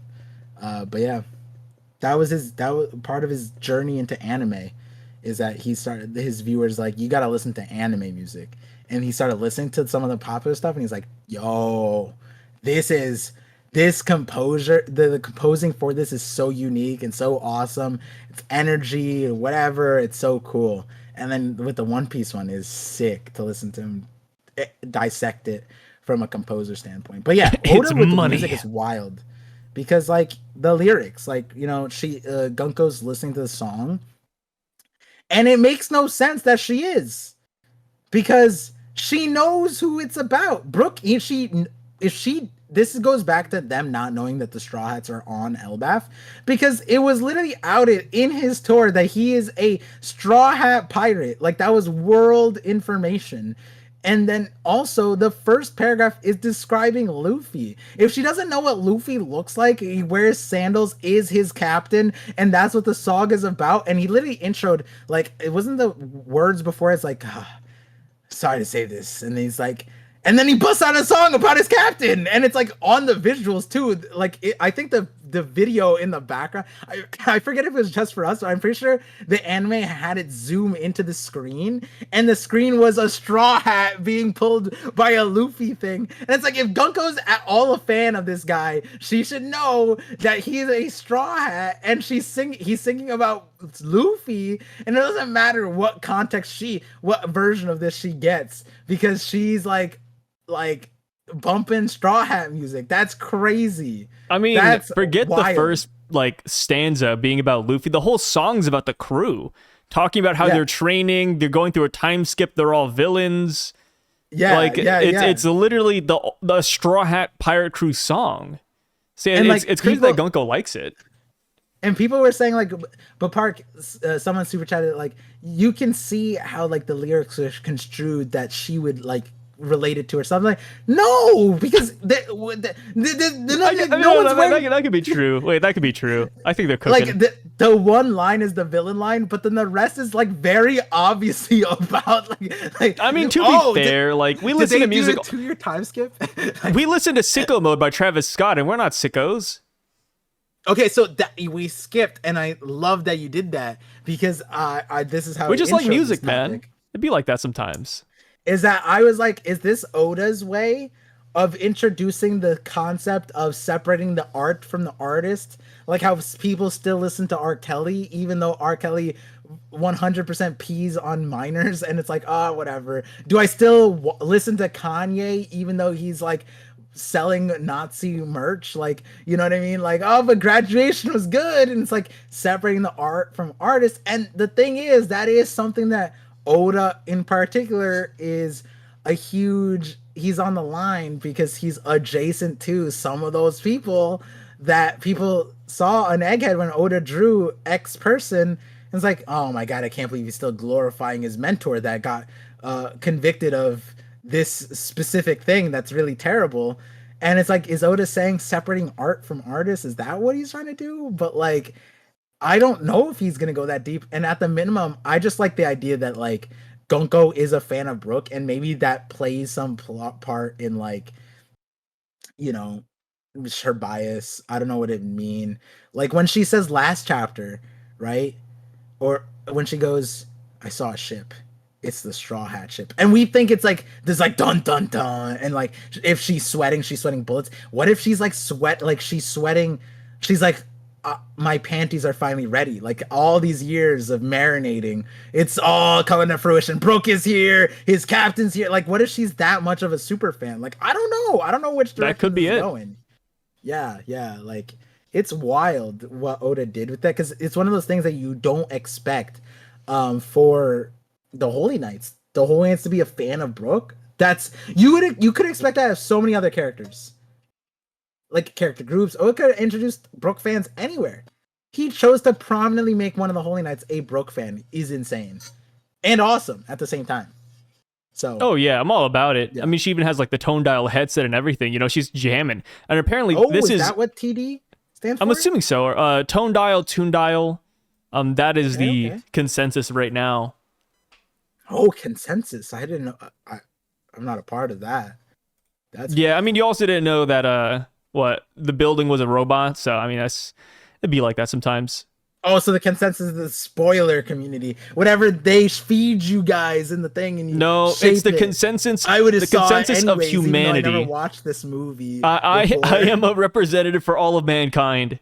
Yeah, just like Bobby Lee is for North Korea, right? Yeah, Bobby Lee's the representative for North Korea and just I guess all Asians really, whatever Asian he is. Yeah. Shout out to Bobby Lee. If you want to come on the podcast, I feel like you'd fit. Yeah, Bobby Lee, if you're watching right now, you're invited, my man. You can join the conversation. Yeah, 50-55. I'm not even the biggest Bobby Lee fan. Oh, I don't even care that. I just see a bunch of shorts, but like his humor is more similar to like what we discuss. And I feel like it'd be funny. He's the one who said his uncle molested him, right? Yeah, no, well, yeah, but like it's like a joke, right? Yeah. Well, his uncle also had Down syndrome. You're fucked up. That's crazy. I openly laughed. You held it back. I'm trying to be polite, brother.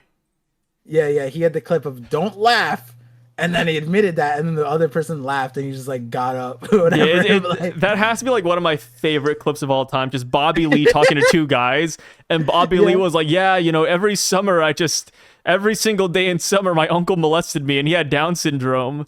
And then the guys just kept on laughing at him. They're like, "Bro, like what?" And it just kept on getting worse and worse. That was beautiful. So he would fit right in. Imagine a context where we're just talking One Piece and he's just there, and we're just expecting him to like contribute, and we're just like completely.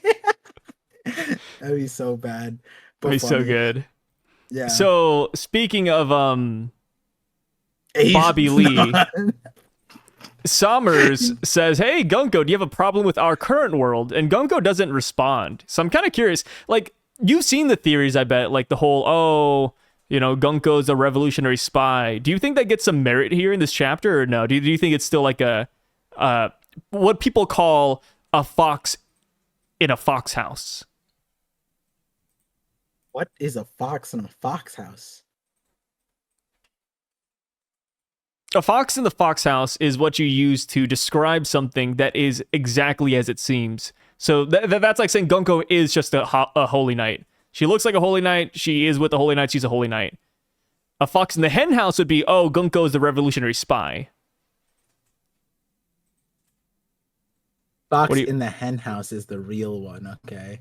Wait, the phrase fox in the fox house is a play on the idiom fox in the hen house. someone who is in a position of trust or authority, but likely to exploit or undermine that trust. That's real. Yeah, no, yeah, That's yeah. Fox crazy. in a fox house and fox in a hen house are both real sayings, Par. I Welcome guess to I the didn't pay 21st attention in century. English. I didn't pay attention to English class like you. I guess you like didn't use Cliff Notes like I did, or Spark Notes. You just like actually was a literary genius. That's wild. Um, It's very. not that rare of a saying. Everybody says it. No, I've never. I in my- literally hear it like once a week. Everybody says that. I don't think once a week is. Okay, it must be like an Oklahoma thing. That's wild. You don't even leave your house, so I don't know where you hear it. Like you're in the mirror. Like what the fuck? Like where are you hearing it? What does that even? No, dude. Guys, comments below. Please tell me you've heard of fox in a hen house and fox in a fox house. See, every time you go, please tell me, guys, please. Yeah. Let me beg for it for a little bit. Let me beg my own subscribed viewers for something on my side. Yeah, that's not biased. 2 hours like into a video, as if yeah. so it's only the loyal people here. But here's the thing. It's like Harden begging for Loki to stop, right? Please, Loki. Don't Wait. surrender. Don't do it. Yeah, don't do it. No, like, okay. I'll erase the please. Guys, if you've heard of these sayings before, please comment. Because Par apparently has it. No. If you Apparently they hear don't it teach this over in once a India. week, if you hear what? If you hear what bars over where? Par, apparently they don't have this saying over in India where Par's from. That's So that's a little bit unfortunate. fucking dickhead. Oh god. What is it, Par? God. But going back to the what were we even talking about? Fox. Oh. Does he get merit here? So here's my answer, right? I get why people think that she's a spy for whatever entity, Yes. whether Revs, whether whatever. I understand why this moment makes them think that. And the reason why I disagree is because they are looking at it from a Gunko's perspective. Gunko as a character is one of one so far. Only Holy Knight doesn't have the same title. She's primed for like, where does she fit in? Where does she come from? That's where people are thinking from. Oh, we've been Amen, wondering brother. for weeks.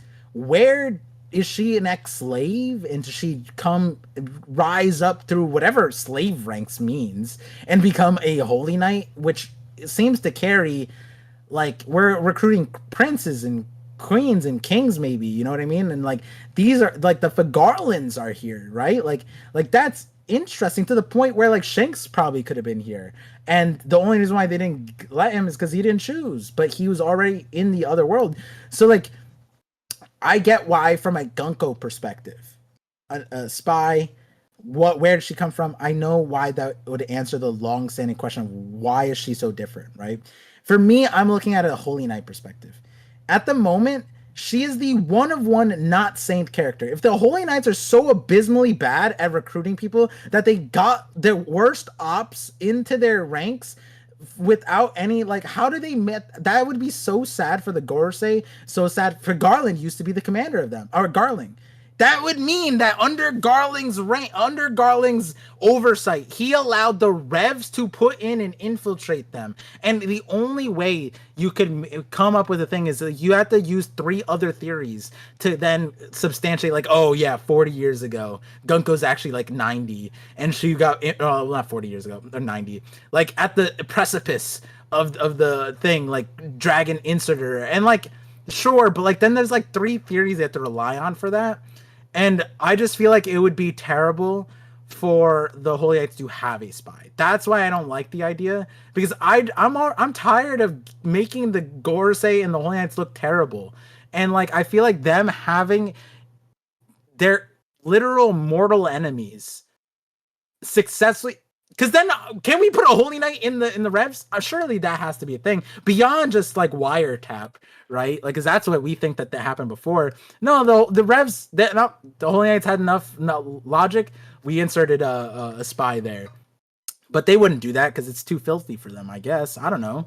But it's just weird. I just feel like I just don't like the idea that they have a spy from the Revs that was implanted haphazardly. It would have to be really insane. And how did this spy go unnoticed for so long? Do they not vet people? Yeah, the vet, like, come on, like, I'm sorry, like, that's why I said I open up. I get why people are on this point and thinking about it like that, but I'm just like, bro, like, that just looks terrible for them. It doesn't even matter. It doesn't even matter how. Like, if you came up with a cracked idea and whatever from the past, whatever, um, it's just like they really couldn't see that. You know what I mean? And like I think about the moment when, because when Stussy landed on Egghead on stream, people can go back. I said, is she like a triple agent or something? Based off of what she said when she's like, she didn't stop Kaku from going up, and like those are like minuscule lines that, like, man, I was like, man, is she like a Rev spy? Like, what's happening here? There's 3 points in that chapter when she landed that felt odd to me, and I remember getting a lot of pushback. And I like 3 chapters later found out I was right. But like, when I got that chapter, where they were like Vegapunk was calling for backup, the detractor was, surely they didn't call Stussy right in front of everybody. Yeah, so that's why I didn't think, like, oh, it's a Vegapunk spy. Is she someone else's spy? Like, that's weird. And so reason I'm referencing that is that, yes, I had the idea that, like, oh, she's some kind of double agent, triple agent, whatever, working for some other group.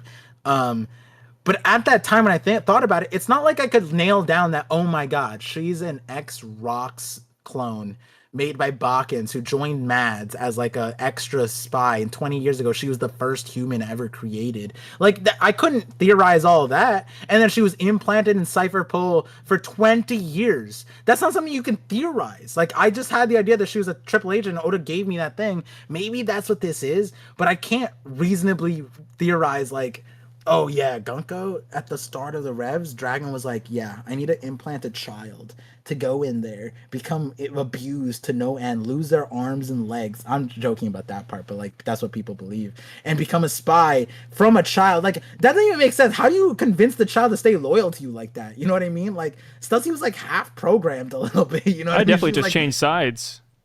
Yeah, exactly. So and then the other part of this is, like, Brooke, I don't think Brooke particularly relates me to the whole Revs angle that much. Like, her liking that song changes it, but I do like the point that you said, like, the new world, she didn't respond. Maybe she doesn't agree with some things, but it's like Kizaru, maybe, you know what I mean? Like, he kind of just agrees Went with the flow. with the flow of things. Like, he killed his best friend despite his personal desires, right? So does he agree with whys and who's and what's? Not really. Oda's writing characters like that, so maybe Gunko's there too. So not sure. That could be it. Do you think, okay, so if those Straw Hats we just talked about, the Colin Pirates, run into the God Knights, do you think Gunko will be able to fight Brook? Or do you think it's being like a Sanji situation where they're like, oh, I can fight everybody except for Brook? See, that's where I got a little creative, because this scene changes the scope of what she said last chapter. Last chapter, she goes, dun dun dun, I see the Straw Hats. Which, that was saying that she saw the Straw Hats earlier. Which, her reaction to that is, let me put on Brook's song. So that was interesting to me, because that means that she had been preparing to face Brook, essentially. That's how I'm looking at it. And like, does she fold? I don't know. Maybe her listening to the music is like to desensitize herself, right? Like, it could be that, like, Brooke sings and she goes into fangirl thing, but maybe she's listening to music so that she doesn't, like, she doesn't get, like, carried away by it. Maybe Brooke starts singing the song and all the kids are up in arms in their souls, and Brooke pulls out the Soul King and affects people's soul, and Gunko's unaffected because she's already listening to the song. Maybe if she was surprised by it, maybe she would be affected. I don't know, but I kind of look at this thing, it's like, she's prepping how or what? Well, she's not like, she doesn't, like, I don't know, like, fangirling doesn't look like this, you know what I mean? This doesn't feel like a fangirl preparing for a concert type of vibes. And so I don't know if Brook has a like exact counter effect on her. Like he shows up and she's like, oh my god, I can't fight him, right? Like Sanji and women. But maybe like she's protective of Brook. Maybe right? she wants like, to capture Brook and make him a slave. That, yes, like a Big Mom situation, like, you know, collection, that kind of thing. Or maybe another less, less extreme, but I think you're more on the bar for like radical thoughts here, which is that like maybe she goes like, okay, the Straw Hats are here, I'm gonna save Brook, and by saving Brook, I'm gonna have my arrow guide him to safety. You know, like she could do that. Yeah. She could, yeah. She could counter Brook's thing by making it like maybe she has to recognize the song so that she could redirect his song. She has her arrow say the sound waves go that way. That would be kind of crazy. Yeah, she's just countering his abilities. Yeah. I mean, her powers are nuts. So yeah, they are. I'll agree with that. Yeah. I've seen a theory popping around, and I really like it, but people are saying that the reason why Gunko is dressed the way she is, because we talked about it too, like, oh, like she doesn't have pants on, is because she wants to show Brook her panties. Yeah. Because in the song that she's like listening to right now, Brook literally has a line where he says that. Yeah. He says, show me your panties in that song. So it's like, maybe that's why she just doesn't have pants. Because people were memeing on her for like the first week, right? Yeah. Just like, oh, like, why doesn't she have pants on? Well, they're memeing on Oda and how he depicts women. Yeah, and then, that too. And then the irony is like, no, it has backstory. Awkward enough.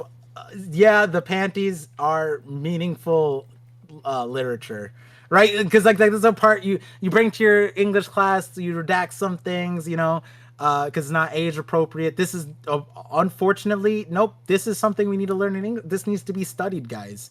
Why did Oda draw Gunko without pants? It's because it was foreshadow. It's for lore. Yeah, it was her foreshadowing. If you paid it, this is the type of English teacher shit, right? If you really paid attention while you're reading One Piece and you saw, why would Gunko wear just panties? Is it because she's hentai like Frankie? No, if you thought correctly, as the author intended, you would have realized she's a Brook fan this entire time. And if you didn't notice it, you failed my exam and you weren't reading hard enough. God damn it, you stupid kids. And so, like, you know, so now we know. I think I'm on the boat that, yeah, it's relative. Like, she's doing it for Frankie. The question is why? Like, maybe. So Dax brought up a good example, and I honestly forgot about this. You know, we have the Holy Knights, and the Holy Knights are doing the Gorosei circle transportation thing. Brook was summoned by one. And when Brook landed with the Long Arm tribe, who people think that, like, Gunko is long arm, long leg, something like that.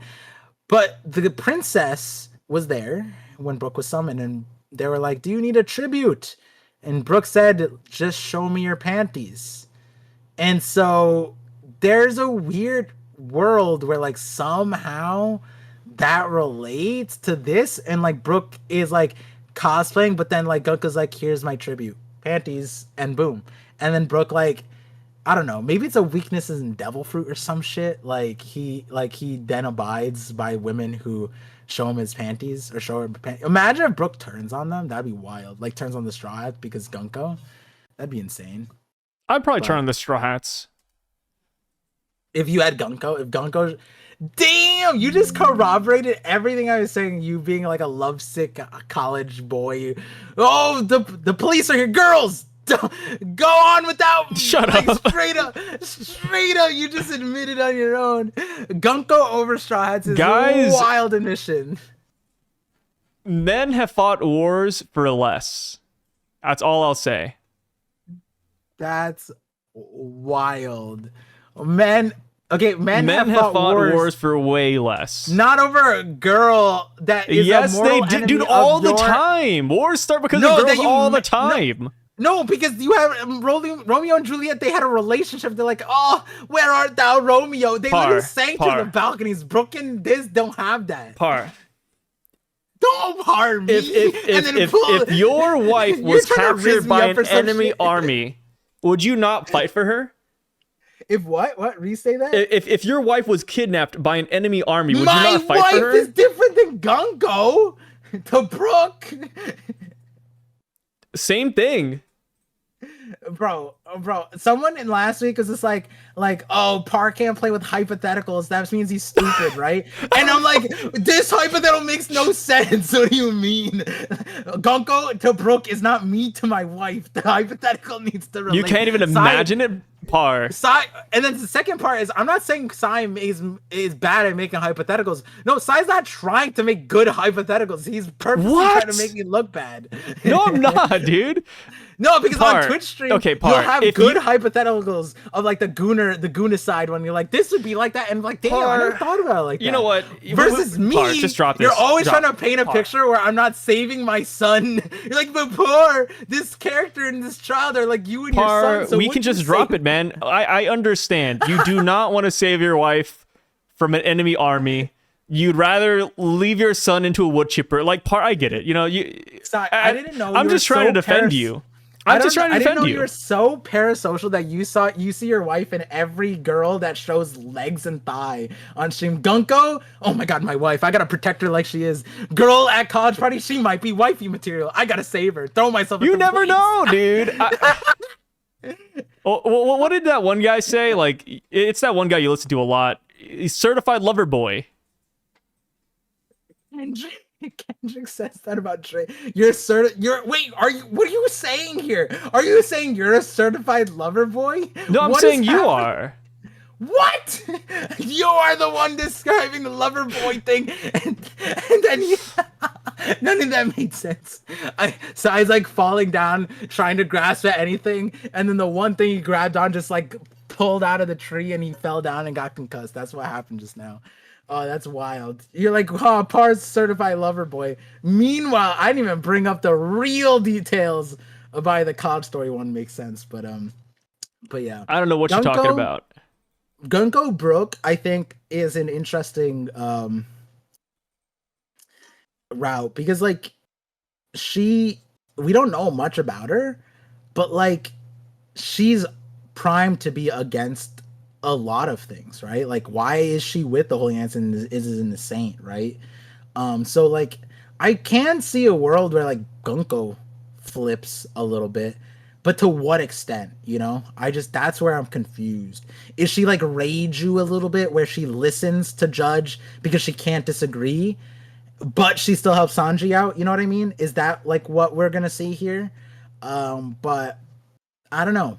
Also, like you think about like mega fans throw their morality out the window, you know, when they meet their idol in real life. Travis Scott fans literally killed each other to go to his concert. So like that's them, you know, you take them out, put them in Stop and Shop. I don't think their morality is like, let me go so nuts and crush the people next. No, they're not gonna do that shit. They'd be horrified to know that that's what they were capable of, right? And so like Oda did a crazy thing and Oda's a person who literally, we talked about earlier, he had to hide his identity, but to a certain extent his identity is hidden due to idol culture. And where is Ginko in idol culture, right? And Oda has already shown Bartolomeo, and so people are saying like, oh guys, you're making it too complicated. She's just Brooks Barto, and I'm like, that's still complicated. You understand what you're saying there, right? That's like she's like, and this is crazy, but this is like Hitler listening to, I don't know, a Jewish. That's what I said. This is like Hitler listening to Drake. That is literally what I said.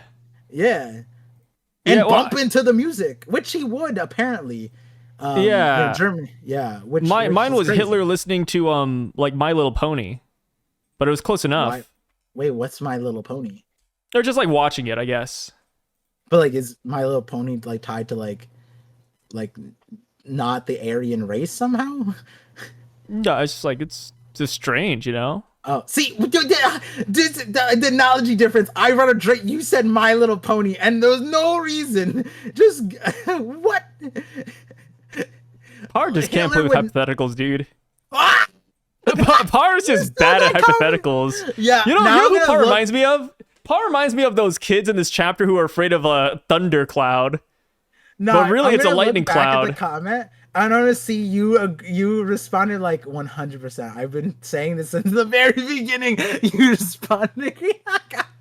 dude, dude. If Hitler was afraid of My Little Pony, that would be phenomenal. But I brought up the Drake thing, and then I just saw a short recently, Jesse Owens, Olympic runner.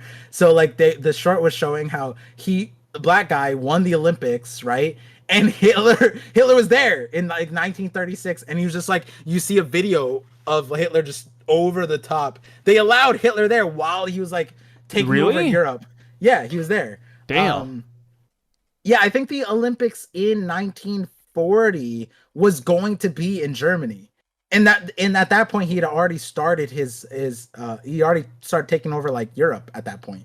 So he was they were going to give him the Olympics. Like, and Jesse Owens said that he was treated better in Nazi Germany than he was in America.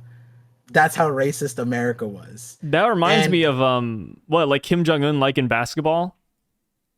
That's different. Kim Jong-un but actually no. You know what?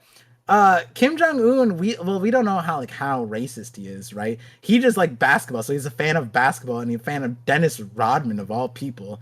I guess that would be kind of like Gunko and Brook maybe, but like Hitler literally like shook Jesse Owens' hand and offered him a military position. Said like you could be you could be a commander of this like region if you want to be. He said he apparently offered that to Jesse Owens and gave him a medal, I think. I forget. And versus I forget who the president was. Was it Roosevelt? Something like that, right? Didn't even call Jesse Owens.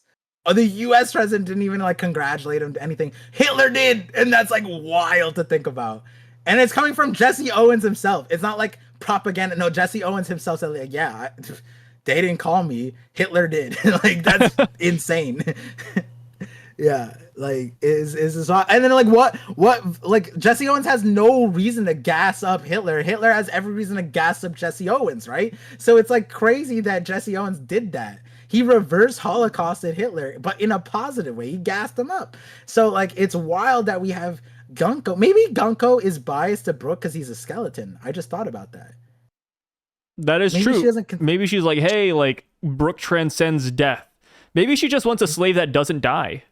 Or she sees him like the Gorosei. Oh. Undying, immortal. I mean, it's like one of those things, right? Like the Gorosei, there's a couple of yokai in there. And yeah. Brook is like a Gasho Dokuro kind of yokai in a way. Yeah. I think one of the Oniwa Banshu called him that too. They're like, oh, it's a Gasho Dokuro. Like, maybe that's it. What if she she goes saint, like she gives him a saint name, and she's like, you are saint, and like there's some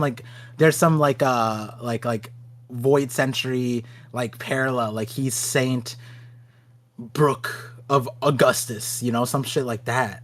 That'd be nuts. Oh yeah. Reverence. Cool. I didn't think about reverence. She could be revering him. Yeah, and she's like, oh, you guys just don't understand the Church of Brook. Yeah. Or maybe she sees Brook as Nika. People are also saying that I don't think this is true, but I thought it was a cool little connection. They're like, oh, the reason Gunko ate the arrow no mi is to mimic Brook's arrow, not slash.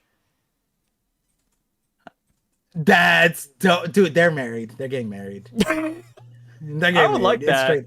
That'd be so cool. Like, Oda made these two characters in two pieces. Imagine Gunko goes with Brook to see Laboon, and Gunko uses her arrows as like bandage wraps to wrap Laboon up so that he can stop hurting himself. Dude, the R34 right now is gonna go nuts. Brook X Gunko, it's like a match. There's none of that yet. You do bandage wrapped bone. She can give him a body if she wanted to. Yeah, she technically could. Oh, she could turn him into a mummy. Yeah. Brook evolves. He goes from level 1 skeleton to level 2 mummy. It's like, oh no, it's like a Chinese. It's like one of your Chinese phone games. No. Oh, he's back to China. No. You're so loyal to Asia, man. I respect that, brother. Yeah, that's why I collab with you, is to pay a homage. I have to pay Oda back to your Chinese brethren. Isn't China and India like having a spat though right now? They always spatin. Yeah, they always spatin, bro. Yeah. And then you know, I feel like our friendship is like bridging that gap. Yeah, like Harold and Kumar, but like the next century. People go like the new generation goes like, who's Harold and Kumar? I only know Sai and Party. Yeah, I only know Sai and Par. They're gonna teach us in the history books 2 men that overcame the racial barriers. Yeah, we need to go to White Castle next. Yeah. Or what would be our version of White Castle? I knew a guy that was like, he went to war up there or something. White Castle? No, it's just like the border of like China and India. Yeah. Oh. Yeah, I mean, there's probably a lot Not of like war, that. but like, yeah, we went over there. The spats. Yeah, so the spats. It was kind of cool. I forget if this is a real thing, but I heard it in a legitimate area of the internet. Oh, which is Reddit? No, I'm not on Reddit, but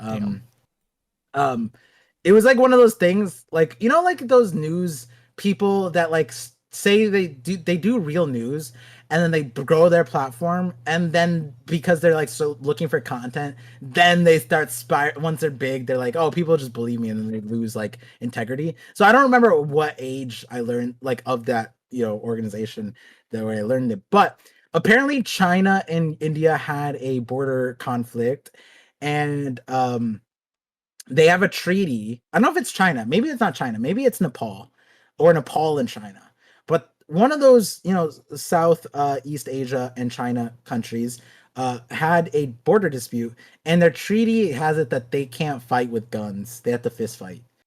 so they just have like 50 people on each side, and they fist fight, and then they're like, all right, we're done. No guns, no weapons. It's just fist fighting. That's kind of cool. I like that. We need to bring that back. Yeah, the treaty. No, like, I mean, the thing is, we have a no nukes treaty. Why are we? Okay, no nukes, but we have missiles and bombs that have equal consequence. The only difference is, I mean, even like Neil deGrasse Tyson said that modern nukes wouldn't have radioactive fallout, but we also have like regular bombs that explode at a certain level to that extent too. So it's like a nuke treaty kind of, you know, like, why stop there? Why not just have no weapons? No weapons. How about we do that? America would not be. And then just bring back white phosphorus into the meta. Okay, see, that's weapons though. There's like always weapons. Yeah. Yeah. Shout outs, good old WP.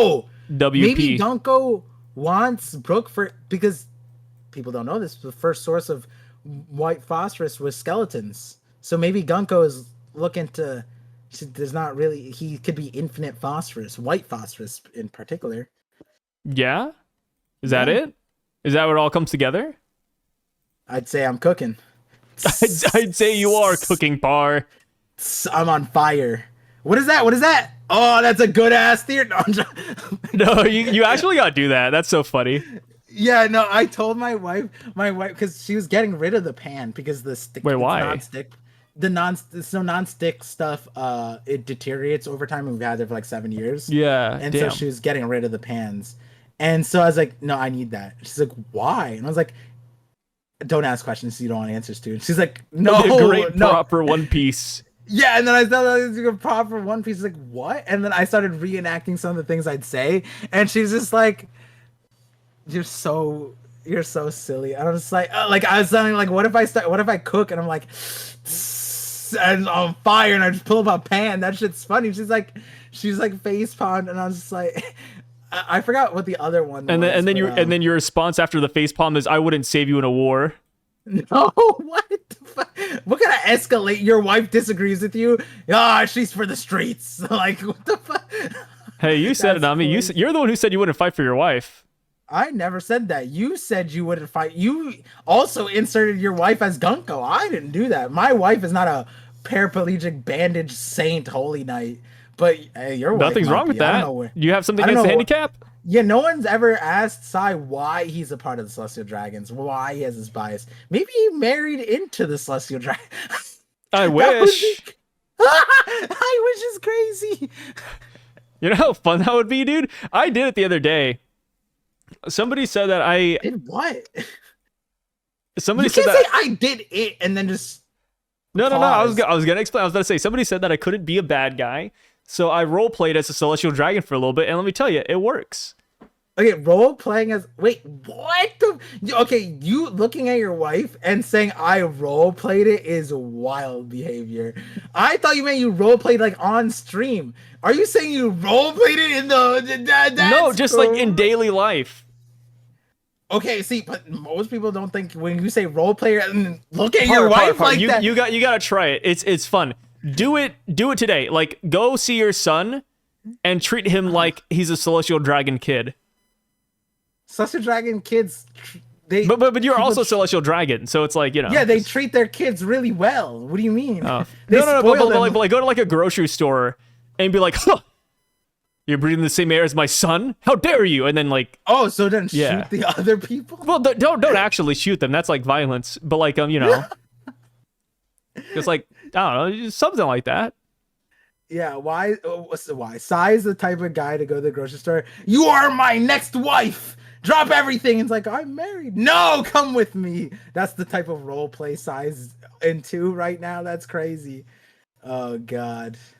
I heard it works. God. I heard it was wild. I heard it works. Good enough for me. God. Oh God. So enough about enough gooning over Gunko.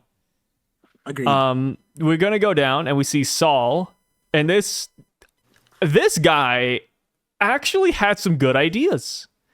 But I saw a comment and I busted up laughing the other day. But they said that they can already see people slandering Saul, saying that he doesn't have Haki strong enough to do what the shields are doing in this chapter. And I was like, that's so funny. That's true. That is true. So yeah, Saul uses shields to block the kids from going forward. The kids bump into each other and they start hurting each other. Pretty unfortunate. The kids don't wake up due to that, by the way. They're still asleep.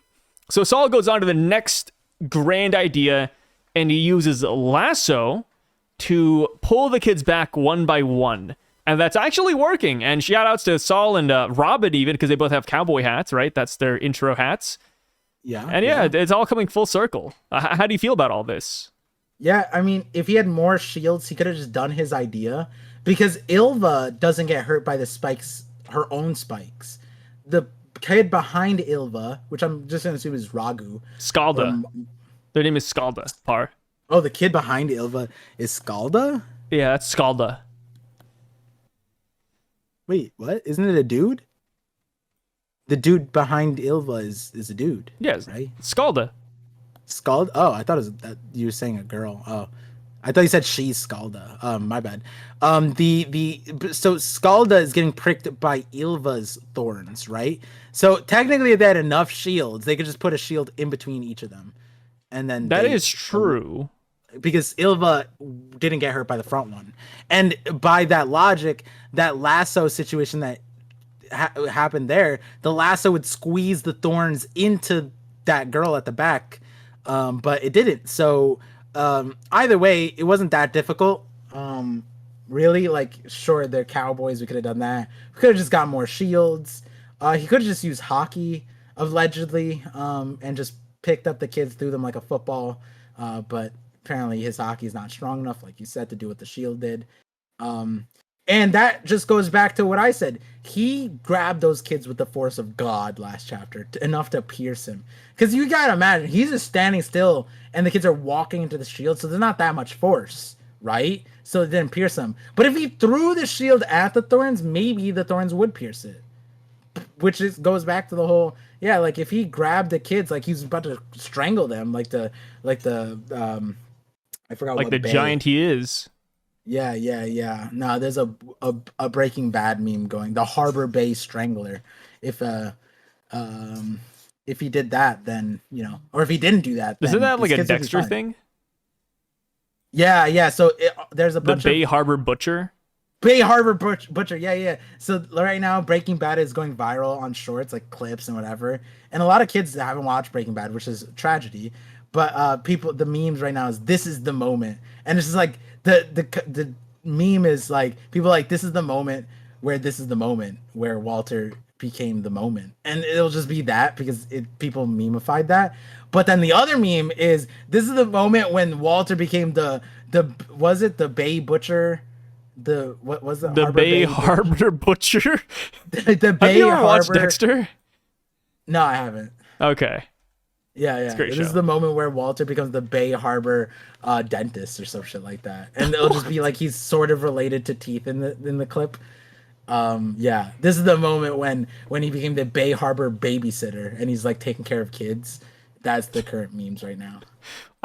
That's a new level of brain rot. The brain rot I'm on Yeah. right now is it's like an AI generated like skeleton or like kid crying, and they're like they have their hands up, and there's like a vape or nicotine or cigarette or alcohol, and then it's like, no, there, I need my vape, my nicotine, alcohol. I mean, I agree with the messaging 100%, but which one's more brain rot? Like that message is brain rotted and it's working, I guess. And then they start Mine speaking was- Spanish or French. Mine is just the comments of being silly and then memes. Like yours is just like brain rot imagery. Like, And then there's crazy. also Tung Tung's Nightmare as well. Who? It's a thing where it's like Tung Tung Sahur, which is like I'm not like into culture that much. I'm not too like knowledgeable when it comes to it. But apparently during like Ramadan and fasting, you wake up at like 3 a.m. to get like a little meal in. Sunrise. Oh Yeah. Before. Yeah. Yeah, and then the brain rot meme is that there's this giant sausage that comes into your room with a baseball bat if you don't eat the food in time. What the fuck? And then there's like a knockage door, and then it's like this giant sausage named Tung Tung, and they force you to eat. I pronounce it awfully. I think it's Sahur or Sahur. Oh, How do you say it? Suhoor, Suhoor, yeah. is that time. Yeah, Is the yeah, time you yeah. wake up So for it's suhoor. it's Yeah. called Tung Tung Suhoor, and Uh-huh. the knocking and the Tung Tung is just them knocking at your door to eat, and the baseball bat is if you don't eat, they hit you with it. I'm Muslim and I've seen Muslim memes. I've never seen that shit. That's crazy. Yeah, that you're it's some on. good brain What rot, side dude. of TikTok are you on to be on like Muslim memifying? That's ooh, whoa. I got brain rot from around the world, Par. Because there, I thought you were gonna say this. There's a meme where so like you're supposed to fast from sunrise to sunset. Yeah. And the guy, I don't know if this is a real audio, but that guy calls into Imam, like an internet meme Imam, and he asks like, "Hey, is it considered breaking my fast if I fell and tripped and like the kebab fell into my mouth and then tzatziki sauce also dripped into the thing? I didn't eat it.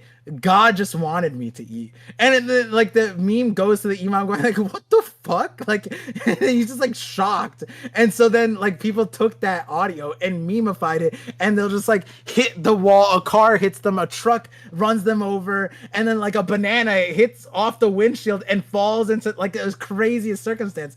And the imam's just like, you constantly cut to the imam, follow, huh? What? Huh? And then they ask you, "Will God forgive me?" Like some shit like that. It's so funny because it's like, it's like, wait, he has a point there. He didn't eat, so is it breaking fast if God clearly put this kebab?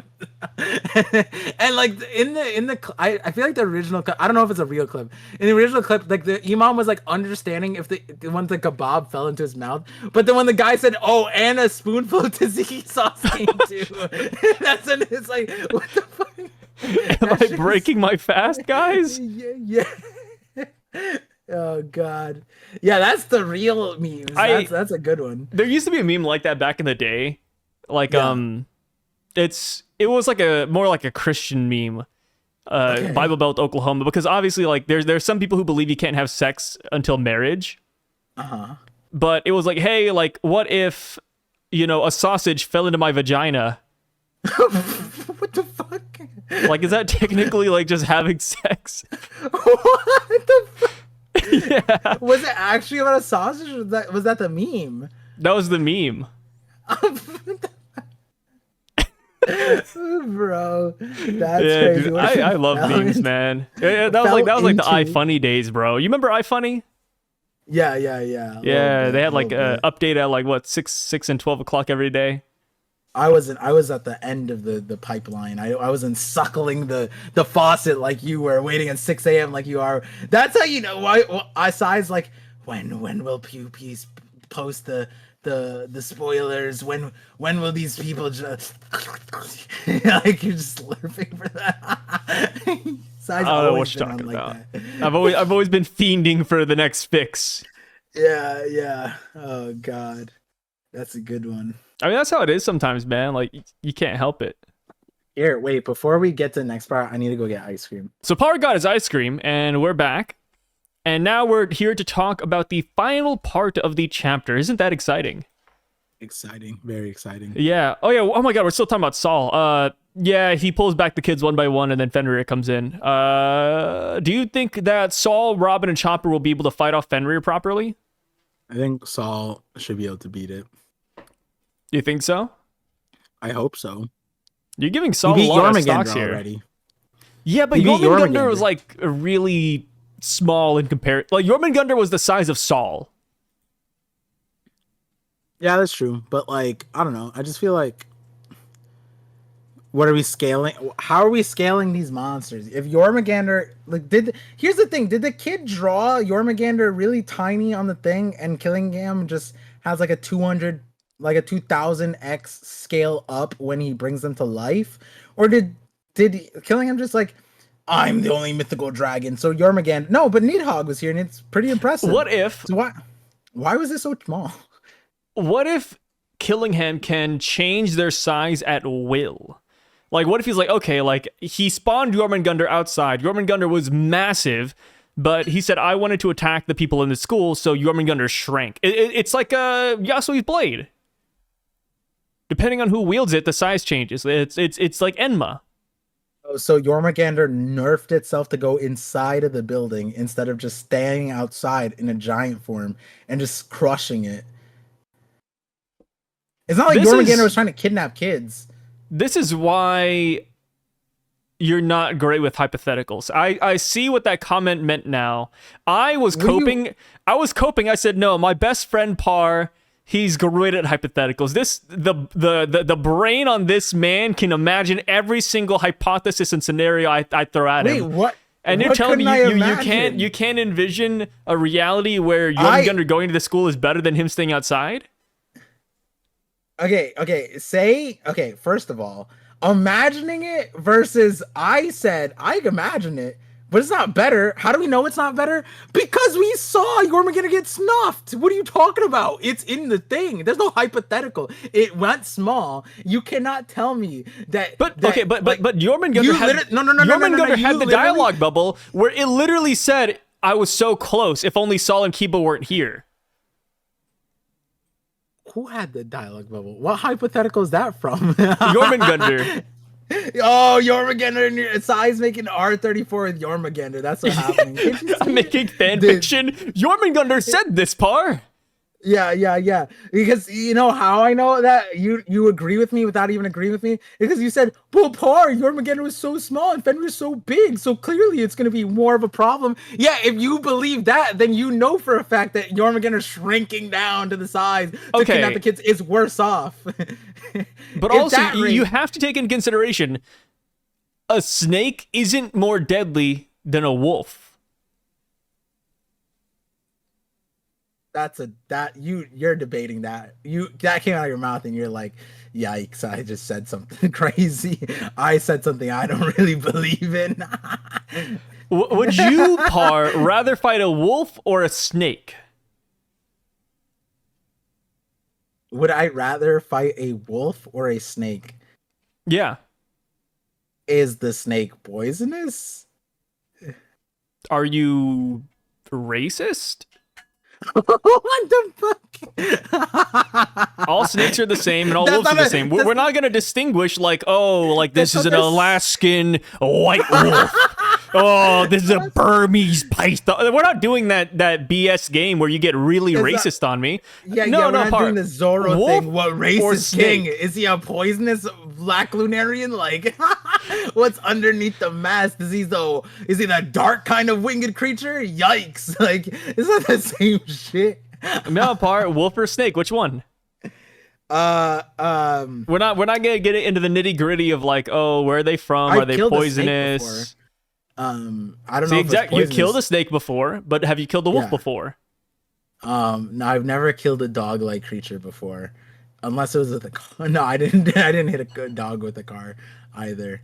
Um, um, Point I proven. think I'd rather fight. Okay, but are they? If if you're to tell me that they're the size like Fenrir versus Jormungandr, I ch- I choose Jormungandr, right? Actually, no, I don't know. I feel like Jormungandr. If it were me, I'm not Saul. I'm not a giant with Haki, right? If it were me and I had to choose which one to fight, I feel like Jormungandr is still harder, but um, can't One of Sung lasso Jin a Woo's snake. first bosses that he took down was a snake. Was it really? Yeah, it Why? was like a level 6 snake in like the subway or something. Okay, so is Jormungandr here a level 6 snake, and Yeah. Fenrir's like a level 42 wolf? Yes. All right, I'm choosing the snake then. Yeah, of course I'm Yeah, choosing level thank 6 over you. level 42. Yeah. So Fenrir is gonna be a tougher battle than Jormungandr. I'm Yeah, glad we're in but agreement. I said I still think that Saul could put it down. I think he can too. Yeah. Yeah. Yeah, isn't that what I said at the start? I was like, yeah, he could put him down. And you're like, yeah, but it's not like Jormungandr. I was like, yeah, but he's still Saul. I'm gassing up Saul. I know you hate giants, but like, No, I'm Saul- trying to gas up Saul too. I just want you to. I just want to make I'm not sure trying to that gas you. up anybody's side. I don't know. I what just want to make sure that regime you're you like. know what you're saying. Yeah, Saul. Wait, yeah, I've always been pro Saul. You are the anti Saul. I've literally He's always giant, been pro Saul. No, you literally don't consider him a vice admiral because he's X. You think that he's a stupid giant, and then you also bring up that he has red hair. I don't know why you say that, and this is crazy. I think the only positive thing that you said about Saul in all my time with you is that he has a cowboy hat, and it reminds you of like Oklahoma a little bit. But other than that, So slanderous. He has a cowboy hat and it reminds me of Oklahoma, so I like Saul. No. He also has like a Yeah. country accent, so it's kind of cool. that's wild that you just validated what I said. I didn't validate the cowboy hat. I said the country accent is cool, all right? Yeah, but my logic for you liking the cowboy hat was basically the same. You like country accent. Why? Because you're from the country. You're from Bumblefuck, bro. That's so mean, bro. Not all of Oklahoma's like that. Yeah. You also don't like Bumblefuck. That's why you live where you live. But Not always. It wasn't always the case. I remember the days. I remember the days. the screen goes to black. We hit a sci flashback. That'd Yeah. be so funny. We had an editor do that. Just animate you back in country only. Oklahoma. Yo, some people do give turning me that flack butter. sometimes. They're like, Sai, why don't you put images in these videos or edit them? And I'm like, brother, this is a 3 to 4 hour video. How am I It'd gonna be edit cursed this? Have someone oversee what we say. I think it'd be like employee abuse to make them listen to this podcast and edit that. Yeah, please edit image. Like, what? YouTube wants you to put an image like what every. I think it's like a couple of minutes or something. Something like that. Yeah, Change like the screen, YouTube can tell how many edits you put into a video, and that usually will boost it sometimes. yeah. So it's like, yeah, I'm not about to do that. Think of it like an exclusive podcast, right? I'm doing this for your sake, guys. Yes, that he is. Yeah, so we're keeping this this whole thing low key. Yeah, I do like that. Saul keys in. They're actually controlling these monsters. Who's behind this, right? Like, it's interesting because like controlling the monsters is an interesting way, because I don't know if Killingham controlling them. Like, is he looking at the kids walking to the fire? Oh, let me send Fenrir. Oh, I see Saul there, let me send Fenrir. Is that what he's doing, or are these like just moving around? I didn't think that, like, when the Jogger smacked the fire ship, I didn't think that Killingham was like controlling it. So it is interesting that he said that. I don't even know if that is the case, but it is smart of Saul to like recognize, I guess, that like, hey, if something strange happens in this world, it's usually a devil fruit. So I'm glad that he realizes that, and Jinbe didn't have to come in and hit us with that refresher. Do you think it's a little bit like, I don't know how to put this, but isn't it strange that they don't think that these are just real life things? Like, what if this is just a real life Fenrir and everybody's like, hey, it's not real, it's fake. Like if I was Fenrir, my feelings would be kind of hurt. Well, Saul has maybe the village has that idea, but actually no. Ange explained this scenario, right? Yeah, Ange explained it. You're right. Yeah. Damn. So that's why. That's where Ange, she did explain herself, and without the explanation, what would the giants think about these monsters? They'd still be like, damn, maybe this isn't a strange thing and we're just dumb, like maybe this isn't someone controlling it. maybe these monsters always existed within Elbaf. Yeah, That'd be crazy. that'd be funny. Gaslight, like this, gaslight yourself into believing that. Yeah, like, hey, I mean, to be fair, it's like Bigfoot, right? Like, why haven't we found Bigfoot before? Like, is he here? We don't really know. You know what would have been funny? I don't know why. When you said Bigfoot, I imagined Zunisha just stomping on them. And then I imagined the kids being afraid of Zunisha. That's a valid fear. You know what I mean? Someone told me like an elephant is roaming the ocean and so big that Do you like can't even elephants? see its face. Yeah, I like elephants. I hate elephants. My family loves elephants, though, because it's like an Asian thing. They like revere elephants, and I'm just like, I think they're kind of lame. Yeah, the colonizer mentality. Hunt them down, take their tusks. Yeah, I don't know. Like, I'm pretty bad when it comes to like animals. Well, no, I love animals, but like, if certain animals went extinct, I'd be like, oh, it's no big deal. Like, if elephants were just gone from the earth, I wouldn't really like flinch or anything. Yeah, that's why we have a hodgepodge of people. Not everyone's built like Sai. Yeah, it's like pandas, right? Like pandas, like they should have been extinct already, but we're keeping them in circulation by having them breed each other. Like we're forcing them to have sex. That's because you're anti-China and Japan because of what they did. Why would I be anti-China in Japan? You're not part Chinese, Par. That doesn't mean you. I mean, a lot of people are part things that they hate. Yeah, I wonder. I love China. I thought about going to China. Where's your like, red flag visiting. then, huh? Yeah, you don't want to see my flags, Par. Whoa, That sounds kind of crazy, actually. yeah. This is like that Twitch emote where it's just like, oh shit, hands up. But yeah. Where were we again with this chapter? Fenrir, yeah. Saul and Robin. I mean, Chopper. They can beat this thing. It's no big deal. The only problem that would arise with these monsters and dealing with them is if they respawn. If Killingham could just endlessly respawn these monsters bigger and stronger than before, that would be crazy, right? Because I mean, that's the thing with fears. Fears are often reoccurring. They get stronger as time goes on. Not always the case, but sometimes they do. So let's say like they beat Fenrir, and then Fenrir comes back bigger and scarier. I think that would be a problem. But right now, just if you can beat them like how Dornberg beat the others at the end of the chapter, it's no biggie. No biggie. Yeah, I also don't know why. Like Oda made Fenrir. Actually, I have an idea, but as far as this conversation goes, it's still silhouetted. Like comparatively, like Nidhogg is defined. Like the dragon, everything is like defined. Even the ghost to a certain extent. Like we get a body, we get a mouth, but like Fenrir is like a 2D thing. But like the cloud, it's like a 3D object, right? Fenrir, we don't know if it's like, is it even 3D or is it 2D? Like it's weird because it's in a 3D world, so Oda's depicting like that, and it's like, why is it silhouetted? Everything else is like shown. Is this actually just what it looks like?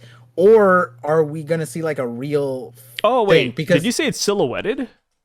Yeah, in this image, right? Oh, I don't think it's silhouetted. I think it just looks like that.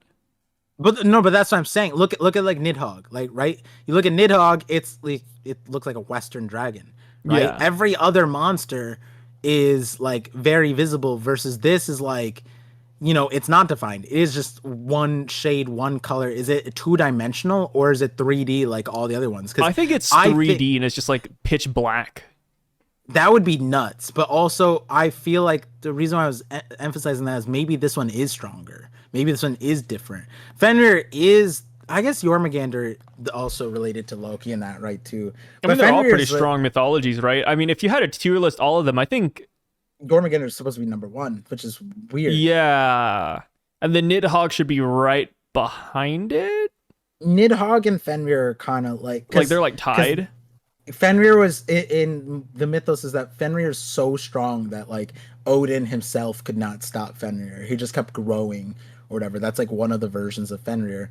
Whereas Nidhogg is a snake that constantly gnaws at the root of Ragnarok, and I think it gets freed when Ragnarok starts. So it's a contributor, and also I think like they say a Nidhogg, like it's not one of one. Whereas Fenrir is a one of one. Jormungand is technically a one of one. But Fenrir 100% is a one of one because a child of Loki in most things, but also it was like a wolf that grew so large and kept growing that they could not do anything to like Odin couldn't beat it or something like that. But Nidhogg is a little bit different, which is funny. You know what that they gets say? Can't dispatched beat him, join immediately. him. Yeah. How would you join them here in this case? I mean, enlighten me to and the- she might join those damn god knights. Oh, angry Boda, the angry body of the mother of monsters. Could be, man, dude. I'm telling you, Ange is just so interesting. Yeah. Oda could be doing the whole mom stands for mother of monsters. That's why moms don't show up on One Piece. Yeah, Mother of Monsters, MOM. Yeah, mom. That's a good one. I didn't even notice that till just now. Yeah. That's why you gotta whip out the pan for that one, Par. That's a certified cook moment. Yeah, look at me. Whoo, what's that? Oh shit. That's the fucking good ass. Yeah, good old mom theory. I heard I heard the sizzle on the griddle. Yeah, you guys hear that? I gotta figure out all the ways I could incorporate this. This is so ironically funny. You know, Iron. It's made of iron. One day said that pan's iron. really gonna come in handy. Like maybe somebody breaks into your basement and just like, bah!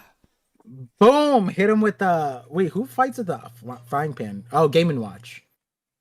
Who? Mr. Game and Watch? Who's that? Super Smash Brothers, and he has his own game series, his Nintendo Classic Game and Watch. Oh, I don't know who that is. I don't play Smash Brothers. See how Psy's not Asian. That's crazy.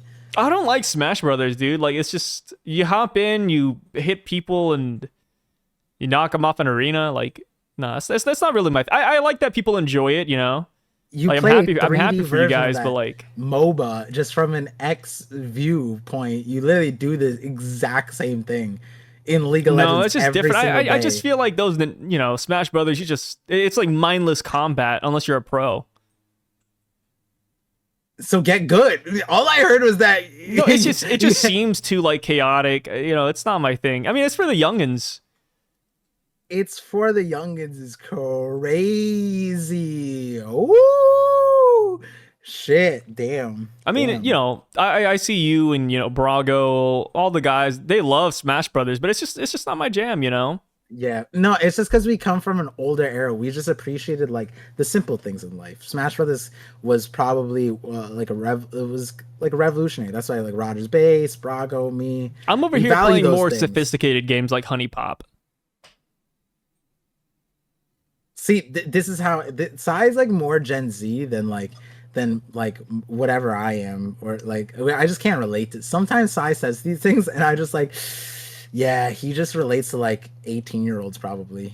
Yeah, like and Par's inability to play with hypotheticals really shows that he's quite the boomer. I'd much rather he's stuck in a certain mindset, and he just can't see outside of his box. I'd much rather be clinically dumb and not play with hypotheticals than be on Omegle with 18-year-olds. Who's on Omegle with 18-year-olds? That was what I said about you, and then you're like Pars on this as to combat that. I'm like, how is that? I literally said you're the type of dude to be on Omegle with 18-year-olds because you relate to them, and you're like, yeah, that's why Par doesn't like hypo or is terrible. I was like, I'd rather be stupid than weird. Like, hey, I'm just a Bill Nye the Science guy. What? Wait, does Bill Nye, is he on Omegle with No, but 18-year-olds? like I feel like kids love him though, right? Our generation, I don't know if the Gen Z even, they're like, who's this old No, man people with still the tie love everywhere? Bill Nye. I mean, like, our generation memes on him now. Like, the dude just needs to retire. He needs to like chill. Do they still show Bill Nye in school? I think they do. I don't know. I feel like there's other people, but he's always brought on news as an expert opinion on science, which, like, I get it. He's devoted years and he's involved. He's an educator first, and that makes sense. He's able to communicate it. But I'm sure there's other qualified people to talk about the same subject matter who also have PhDs and degrees in education as well. That's literally like half of like anything medical related. Just reach out to an MPH. They can explain it. Nope, I'm gonna talk to Bill Nye. But the science they can't guy. explain it in a fun way like Bill Nye. Bill Nye's not explaining it as a fun way anymore. Like, his videos are hella scripted with props. It's not like the news organization's like, oh, where's the bouncing ball, Bill Nye? Where's that? Like, he's not doing that shit on news. Why are you a Bill Nye hater? What did he do to you? I'm not a Bill Nye hater. I'm just saying that it's the same thing Neil deGrasse Tyson said about you must be so fun at parties and like comedy shows. Geographic like channel. if we go to George Lopez, I'm like, oh, that was a great joke. You'd be like, oh, there's funnier people on the street. I heard a homeless guy tell a better joke than George Lopez. That's crazy projection because that's what you would say. You'd be like, no, yeah, I wouldn't. Yeah, like we can go to we can go and see like Penn and Teller and they do magic tricks and then you're like, yeah, I've actually seen that on YouTube. It's like, come on, dude, enjoy the moment. Wait, you don't like Bill Nye because you can go to a science museum and pick up some old fossil to do the same thing? What do you mean? Knew anything about me, so I'm actually sad now. If you knew anything about me, and this is actually hurting me to my core. When we talked about our greatest fears and you were like, oh, like ghosts, and like I said mine, and like I told you, I admitted to you that magicians scare me. Even the simplest trick, I can't wrap my head around some of the like when a normal dude just does a card trick and it's just like I missed it, like because like I'm par vision. How did I not see it? And they're saying it's so simple that magic tricks just explode my brain, and always, you know, so are you scared of magician? Dude, if we were in this chapter, there would be like a box that says, what I'm most afraid of is ... magicians. And there's like a giant magician up there. No, fun. I mean, this is going to fuel your agenda. I had it at my, when I turned, I think it was when I was like 10, my parents thought, they didn't ask me. They don't care about what I wanted. They just wanted to like do whatever. Yeah. They got a magician. Like my dad met some magician. He's like, "Hey, funny. Do you want to perform at my son's birthday party?" They didn't ask me, so the magician just shows up and performs and brings me up on like the stage in front of all my friends. I don't know this guy. He's acting like my friend. And then one of the things that he did, there was he brought these like tiny coins, and the coin got stuck in a kid's ear, and we had to like have a whole intervention to pull it out. But yeah, I had a magician and I wasn't afraid. I was just like, whatever. But, yeah, good magicians, that stuff I respect. I can't do magic. I respect things that I'm not good at, you know, a lot of stuff. Okay. I like that. Yeah. You know, I used to do like magic tricks back in the day. No way. Yeah, I actually did. I did it in, it was like in high school. Uh-huh. Who was the audience?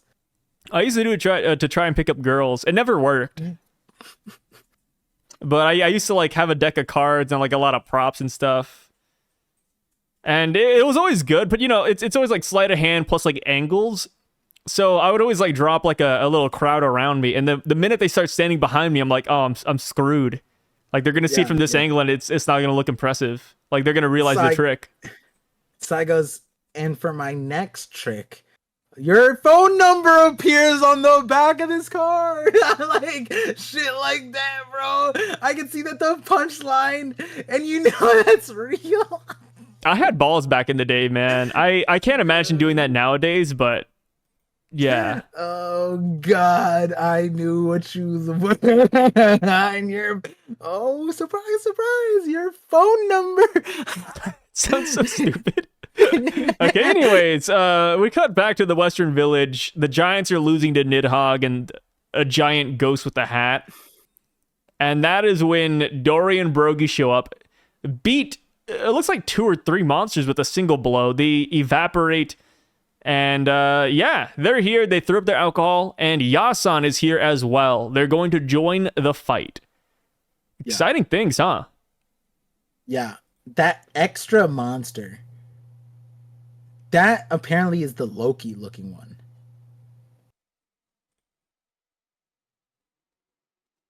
Thoughts? The one that we thought was Loki in the middle, it like kind of looks basically exactly like this, besides holding the weapons. Same jaw, same teeth, same facial hair, same, I think, nose and everything. Actually, no, the face is upwards, I feel like, in the other one. Someone said it, and like I was so mean to them when they said it in my chat. I said, "No shot. This is Loki, bro. It would be so silly for Oda to be like, I'm so afraid of Loki. Blah, blah, blah, I'm gonna have nightmares, and then to show a center page that's Loki, and then to immediately have it die to Hokoku sovereignty as a side piece, like killer to kid." And then I looked at the panels and I was like, That's Loki. Yeah, that's Loki. I know. That's him, dude. That's 100% Loki. I just went back to chapter 1142 to compare. It's literally Loki. Yeah, he had the hammer. Yeah, I apologize to the viewer. I was like, I'm so sorry.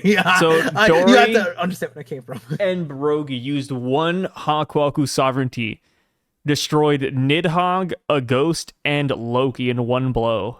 Remember when we said, "Oh, what monster are we looking forward to?" Oh, I can't wait to see if Ragnar is real.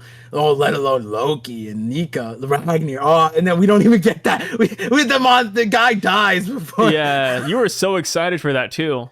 No. That was you. No, you were excited for that. No, I was more disappointed. You were like, I can't wait to see if Loki's gonna be as strong as the real deal. I remember that conversation. I said that about Nika. No, because mine is worse. I got let down worse. I was looking forward to a spider cloud. I got thunder, bro. This shit doesn't even light the forest on fire. This shit does nothing.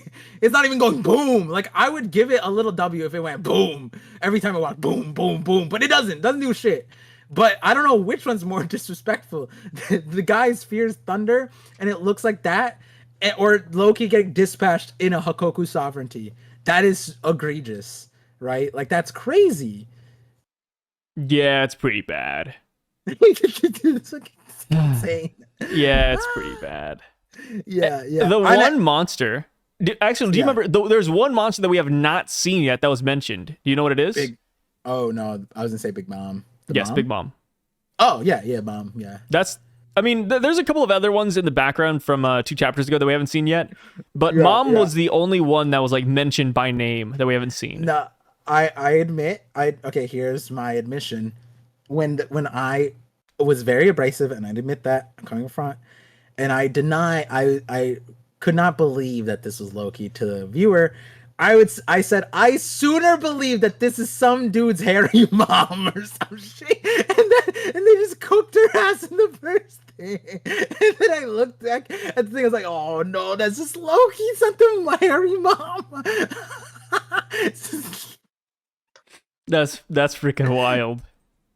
Yeah. I don't know. Like, I feel like the amount of time that you took to like verify that should let people know, like, dude, it's unbelievable that this is actually just that Loki looking monster. Okay, right? Because they defeated Loki so easily, do you think this is proof that Loki's gonna, like, the nightmares will come back? I feel like, yeah, except at the moment, like, we have that disintegration for Nidhogg and the other one. So I'm like, do they just like have it spiral out? Like, it looks like it disintegrates, and then do they just like reform? Like, it could do that. Yeah, like it just reforms here in a second. It could be. That would be interesting, but also, like, I also said, like, okay, hear me out.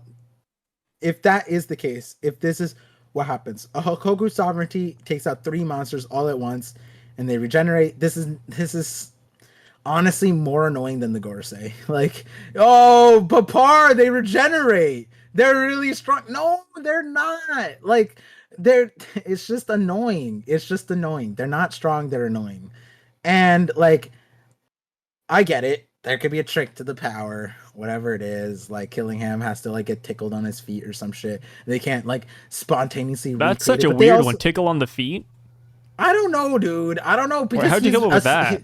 Well, he already fell asleep and the monsters have been fine. He's went into someone else's dream, pulled out Saul. The monsters have been fine. Saul seems to believe that they're being, like, individually controlled. So either like Killingham is like omnipresent god and is able to remote control every single one of these monsters, or like there's some code word or code, like he has to be tickled. Maybe he has to laugh. Maybe that's why he's so like mellow. You know what I mean? He's just like falling asleep because he's anti-laughing. Maybe that's the thing. Like sugar needs to be put to get knocked out. He needs to be made giggling. You know? Oh, yeah, make him laugh a little bit. Yeah, yeah. Just give him a little. You know? You know, what'd be interesting. That's like the best way to wake someone up.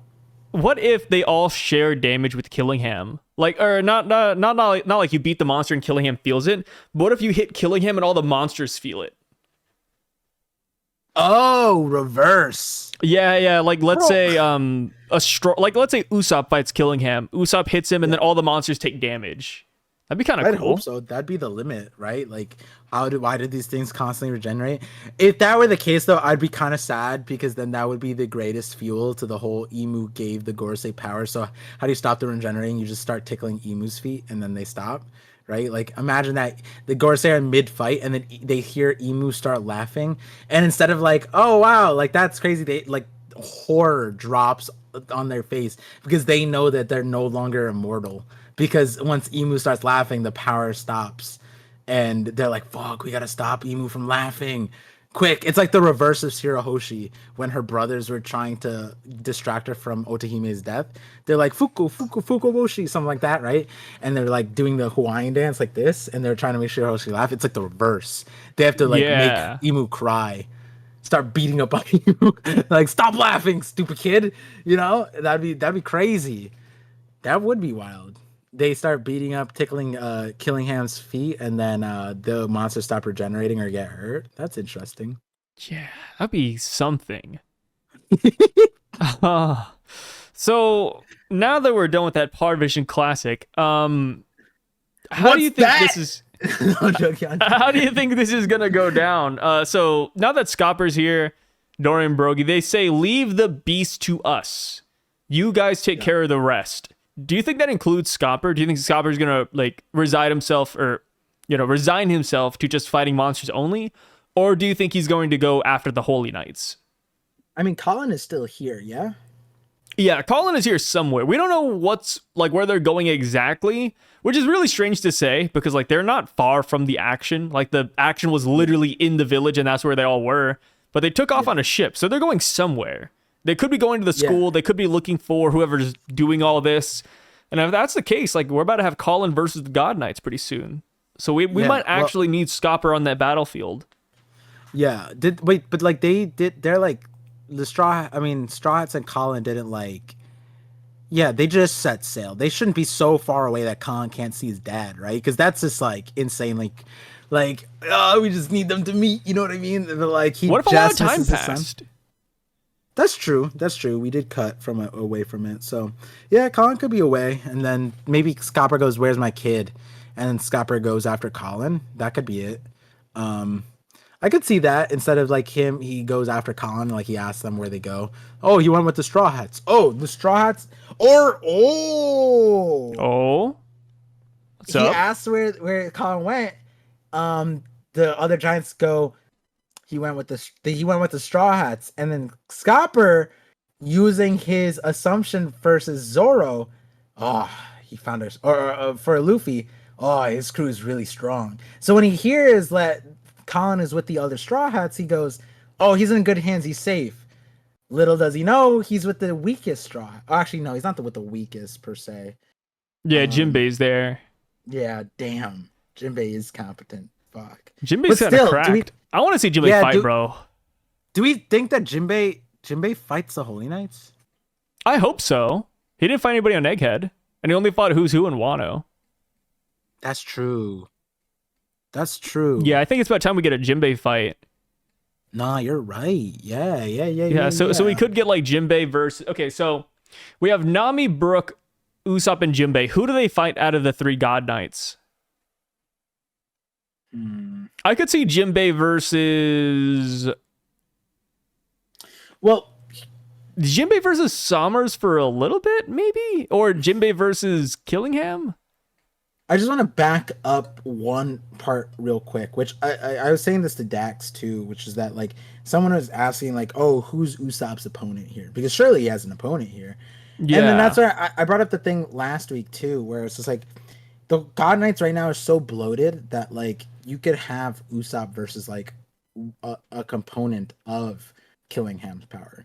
Like you could say that that's versus Killingham, or like is it that Usopp goes to the kids? Because that's the one thing at the moment is that this Nami knows that there's other people here, but is there prerogative to go find those people, or is it to say like do the things like Jinbe said, if we run into them then it's useful, so it implies that they're going to do that. But I think it goes back to when do the Holy Knights activate, right? So that's what we have to wait for.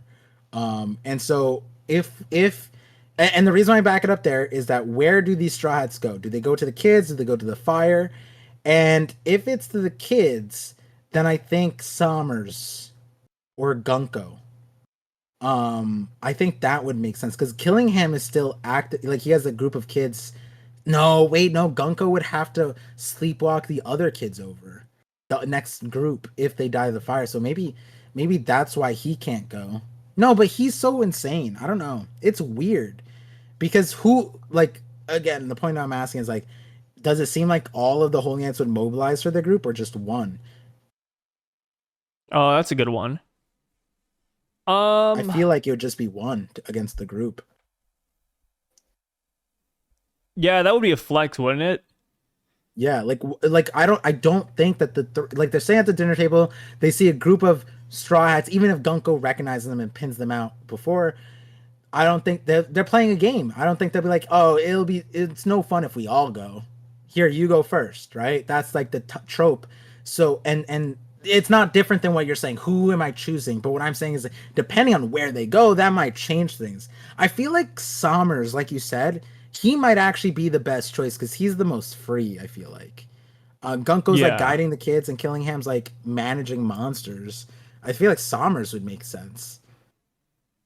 But Gunko, like her leading the kids, it seems like she just put one arrow down and that's it. Like she's not actively doing anything. That's true. Gunko would be a good one too. Brooks with them, Yeah. right? Maybe because we don't know how insane their observation hockey is. Because they're just like, hey, did you see the stupid face on that stupid giant? You know, like it's like, damn, how'd you see that shit? You have a telescope, like, huh? And maybe she spots Brooke and she volunteers, right? Yeah. That'd be interesting. That could be it. Yeah, yeah. So like that's where it's like, who are these Straw Hats face? I think it's one of them. Who is it? One? Maybe it's Gunko. Maybe Gunko first. I kind of like that idea. She is also kind of freed up too. Gunko first would be a lot of fun. I think, yeah, if just one God Knight gave them a big trouble, like, you know, if they were a big hassle, I think that'd be great. Yeah. Just flex their powers a little bit. Ooh, but here's an interesting one because like Sommers shows up, right? And he goes like, true love. This is what these kids are experiencing right now. The pain of love. And Nami just said like, yo, anybody who hurts kids, dead. You know what I mean? And then they like have a whole like love, like not love battle. That's disgusting between Nami and Sommers, but like, you know, like they like Nami gets enraged by that. So like maybe Sommers would go, but yeah, Gunko would be interesting because I feel like Gunko, aside from Brooke, but Gunko, like what Nami does a lightning strike to like fight them. Gunko redirects it. Oh, that'd be sick. Yeah. Yeah. Yeah, so I feel like that would be interesting too. Gunko redirects Nami's lightning. Yeah, Zeus and Nami and Kind of like a Nani? Zuko. Yeah, Gunko, Zuko. It rhymes for a reason. Yeah, it's right there.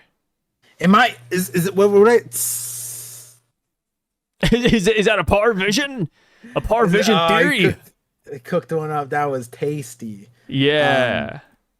But yeah, I feel like Oda, as far as, you know, you asked what's next, too, I think figuring out where Scopper goes or what he does would be the start, because like he is such a unit that like we can't just like, I feel like wherever he goes, he cleans up, you know, like if we leave him the monsters, I feel like they're like, even the Giants say that ship's basically invincible now. That's right? why I They kind of hold like fall onto the theory or the thought that the monsters respawn just to keep the giants busy. Because like there's a lot of monsters, but there's not a lot. Like we took down 3 in a matter of seconds. One monster Right. is over there fighting, Frankie. One monster's fighting Saul. It's like, yeah, like if we're going at this rate, like everything's gonna be done pretty soon. The other flip side is that they don't regenerate, but the kids are still asleep, so killing him can continuously pull out monsters. Yeah, that too. So then they could figure out, like, I think the important information was what Ange said, which is that these are the kids' nightmares. And so if it becomes a prerogative that they have to wake up the kids and they don't know how to, that's an interesting thing. But we also saw in this chapter, or last chapter, Killingham put Somers to sleep, and then we don't know how Somers woke up. Did he get put to sleep and he just like willed himself awake? But also Killingham said you can wake up now. So like, did he like release something and then Somers woke up, or did Somers just like mid sleep wake himself out perfect time, or you heard Killing? Like, it was interesting, but that's important because like maybe there's a code word. Maybe Killingham has to say something or like cross his fingers and like what Barto has to do to activate his powers, right? We don't really know. But earlier you brought up like the whole like limitation on his powers. Like, it's likely that there's some sort of limitation. We just got to figure it out. Yeah. I like the code word thing. Like, what if it's like Alakazam? Yeah, or Kirin, or like something giraffe dance or something like that. Or maybe we just need somebody with the woke fruit. Yeah, that's what I'm saying. Laputa? Laputa? Is that you? Yeah, the giant. Oh, you know what? That would be a mirror of Egghead. Who saved the day? Emmett saved the day. How Would did you he want save that? the day? With a rope that he untied, and then Joy Boy inserted his big D Haki in there, and then and then Laputa giant robot on Elbaf has the eyes. He sees what Joy Boy saw. Like that kind of. So we talked about it, but would you want this robot to come back to life and save us? No. Me neither. We already did that once on Egghead. I don't want it again. Well, we didn't even do that. We asked if the robot was a paraplegic, quadriplegic. What if this robot wakes up and it starts shooting out lightning beams out of its eyes and it killed everybody in one hit? Like next chapter, Laputa wakes up, it shoots out a laser beam from its eyes, it can't move, and it one-shots all the Holy Knights. And it puts out the fire. This might be your best hypothetical I've ever heard. Hypothetically, if this monster just no dips the entire island, including Foe, and what do we do with the one? Is the story erased? Like, are we reading? Like, no, would you like? I'm just asking if you would like it. Yeah, I just don't. Because it seems like something you'd really enjoy. Oh, does it? Yeah, because we famously enjoyed the Emmett situation. I think the Emmett situation was enough because it's like related to Joy Boy, and this monster is 3,000 years. Like, I just don't want a repeat of something that like we kind of already get that first world, second world, third world repeat. Joy Boy, Sun God Nika, Luffy repeat. Like we get it. The giant. Oh, Sun God Nika also had a giant Laputa. Like, okay, cool. Like that's awesome. But like as far as the plot significance, where the giant wakes up and just like Deus Ex Machina the situation, pulls out some insane ability that we don't understand yet and completely resolves the situation. In Egghead, it wasn't even that necessary, but they're like, damn, they're hot on our tail. Oh, we need something to stop. And then he's just like, rope? I mean, do you guys know about rope hockey? And then he just whips it out, and then the guard's like, what the fuck is that? And then just got blasted back, right? So like, what? Giant laser beam eye that disintegrates everything it touches. I think the only reason I'd like that is because then it would be we'd figure out what Uranus is, right? It would be his eyeballs, and that's what Emu has and is controlled by the Mother Flame. I feel like that would be the only reason to like that hypothetical. But other than that, Luffy's my main character, so I want Luffy to take the steering wheel, not some robot like in your fantasy. I know you like Gundam and like all those mecha. Yeah. That's all I heard. That your wife was like, the fuck? What was that sound? She did. She looked at me. I hate that I told you that she sits right there. Because now whenever I look off to the side, you're like, oh, your wife just gave you a look, didn't she? You're so disrespectful. You act like you needed to tell me that. Oh, who is Sai constantly ogling with his eyes every Well, once in a while? Par, you're not good with hypotheticals and theories, so I had to give you a one up. What was the one out that you told me that it was your wife? Is that the Yeah. hypothetical or is that the reality? I confirmed it. The hypothetical that I knew? Wouldn't that mean I'm great at the hypotheticals? No, you're not good at hypotheticals. You suck at them. Okay. Intelligence, my IQ is dropping to 74, or is it 76? I forget what the threshold is. I'm not good at hypothetical IQs. I think it's in the 70s. Oh damn. Yeah. What's it called? Yeah, you act like every 10 minutes when you go and you look over your wife with the fear of God that I wouldn't figure out after a few calls that it's your wife when you don't leave your house and you don't have anybody over besides your cats. Like, yes, your cats grew into a sentient human being and react to what you say. Perfect. Thank you. Sai. So, of course, anytime. So with that being said, Par, anything you want to leave off on in regards to the chapter? Any crazy thoughts? Any big revelations? What do you got? Since you're not a big fan of that hypothetical, I was on Laputa destroys fire everything. with a theory, so I might make a short theory, because making a 1 hour long theory is so daunting to come back to. So, but yeah, It's like first time anal.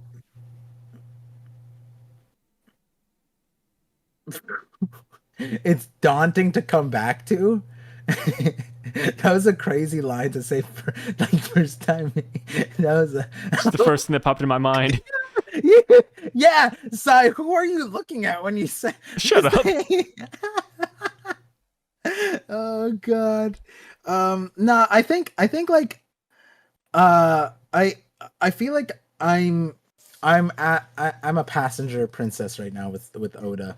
I'm just like, Oda surprised me with, because like last chapter I thought we'd start with Scopper, right? Yeah. We ended with Scopper, so maybe no. Before we ended with Scopper, and then we didn't start back with Scopper, and then last chapter we ended with like the Loki Harden thing. And I said like, oh, I feel like it'd be too rapid, too quick to then dive into their story. So maybe we don't touch them at all, which kind of is the case a little bit. And wait, we don't touch them at all. Yeah, we don't.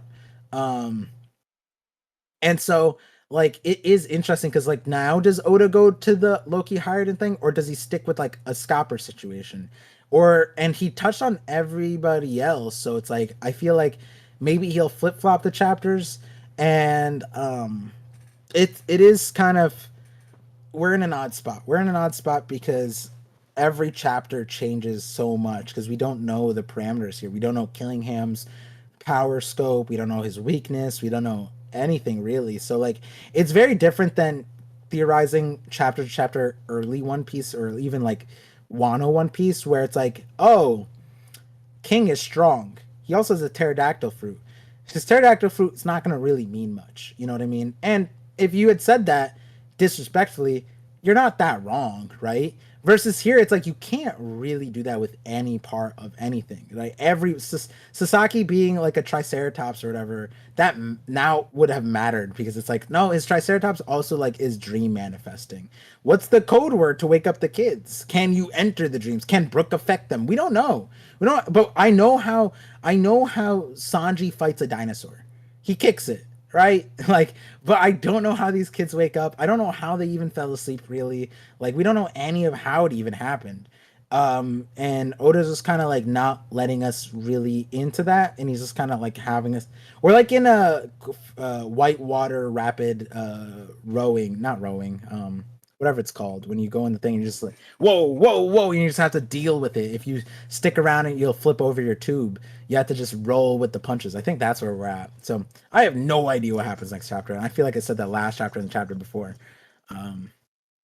I have an idea of like what, but like maybe that happens in 3 chapters, 2 chapters. And ideally you'd want to like stay here in Elbaf and continue this journey. Oh yeah, no, I don't want to. Yeah, I feel like, and I feel like I said this about something like Oh, the whole Frankie Lilith, like I said, the timing of that was odd, right? There's nothing wrong with them doing that. It was just like there's like Rippy goes like, "Oh yeah, I heard the alarm that from the school." She's a teacher too, so she knows what this alarm should be for. She goes like, "Oh yeah, I heard the school's alarm. Well, we'll just go to the lab first because I think you'd appreciate it as a cyborg." And it's like, wait, no, this school's alarm is kind of like, maybe the other giants don't know what that is, but the teacher at the school goes, "My school is in danger. Let me keep walking on this tour," right? Like, that's why it's like some things are a little odd with why Oda did it. I get why he wanted to do that. I feel like timing is a little odd.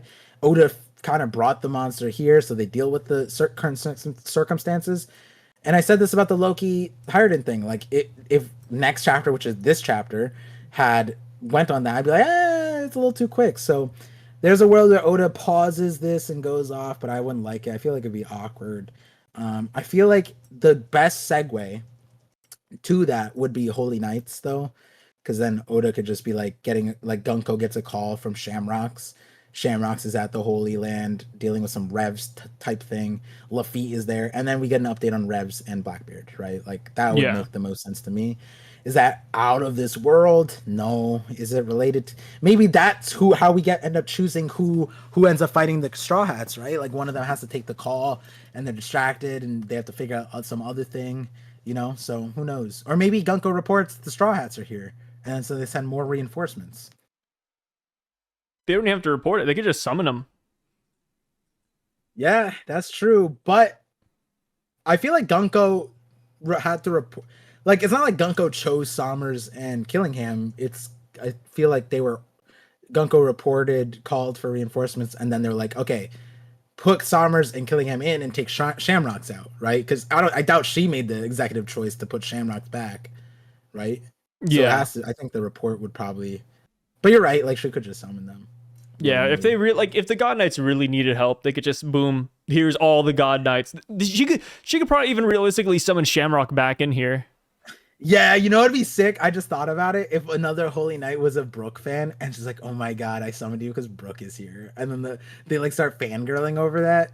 They'd be like, "Oh my god, Soul King!" Oh yeah, what if there's a fan club? Yeah. Yeah, that's so good. Yeah. What's that?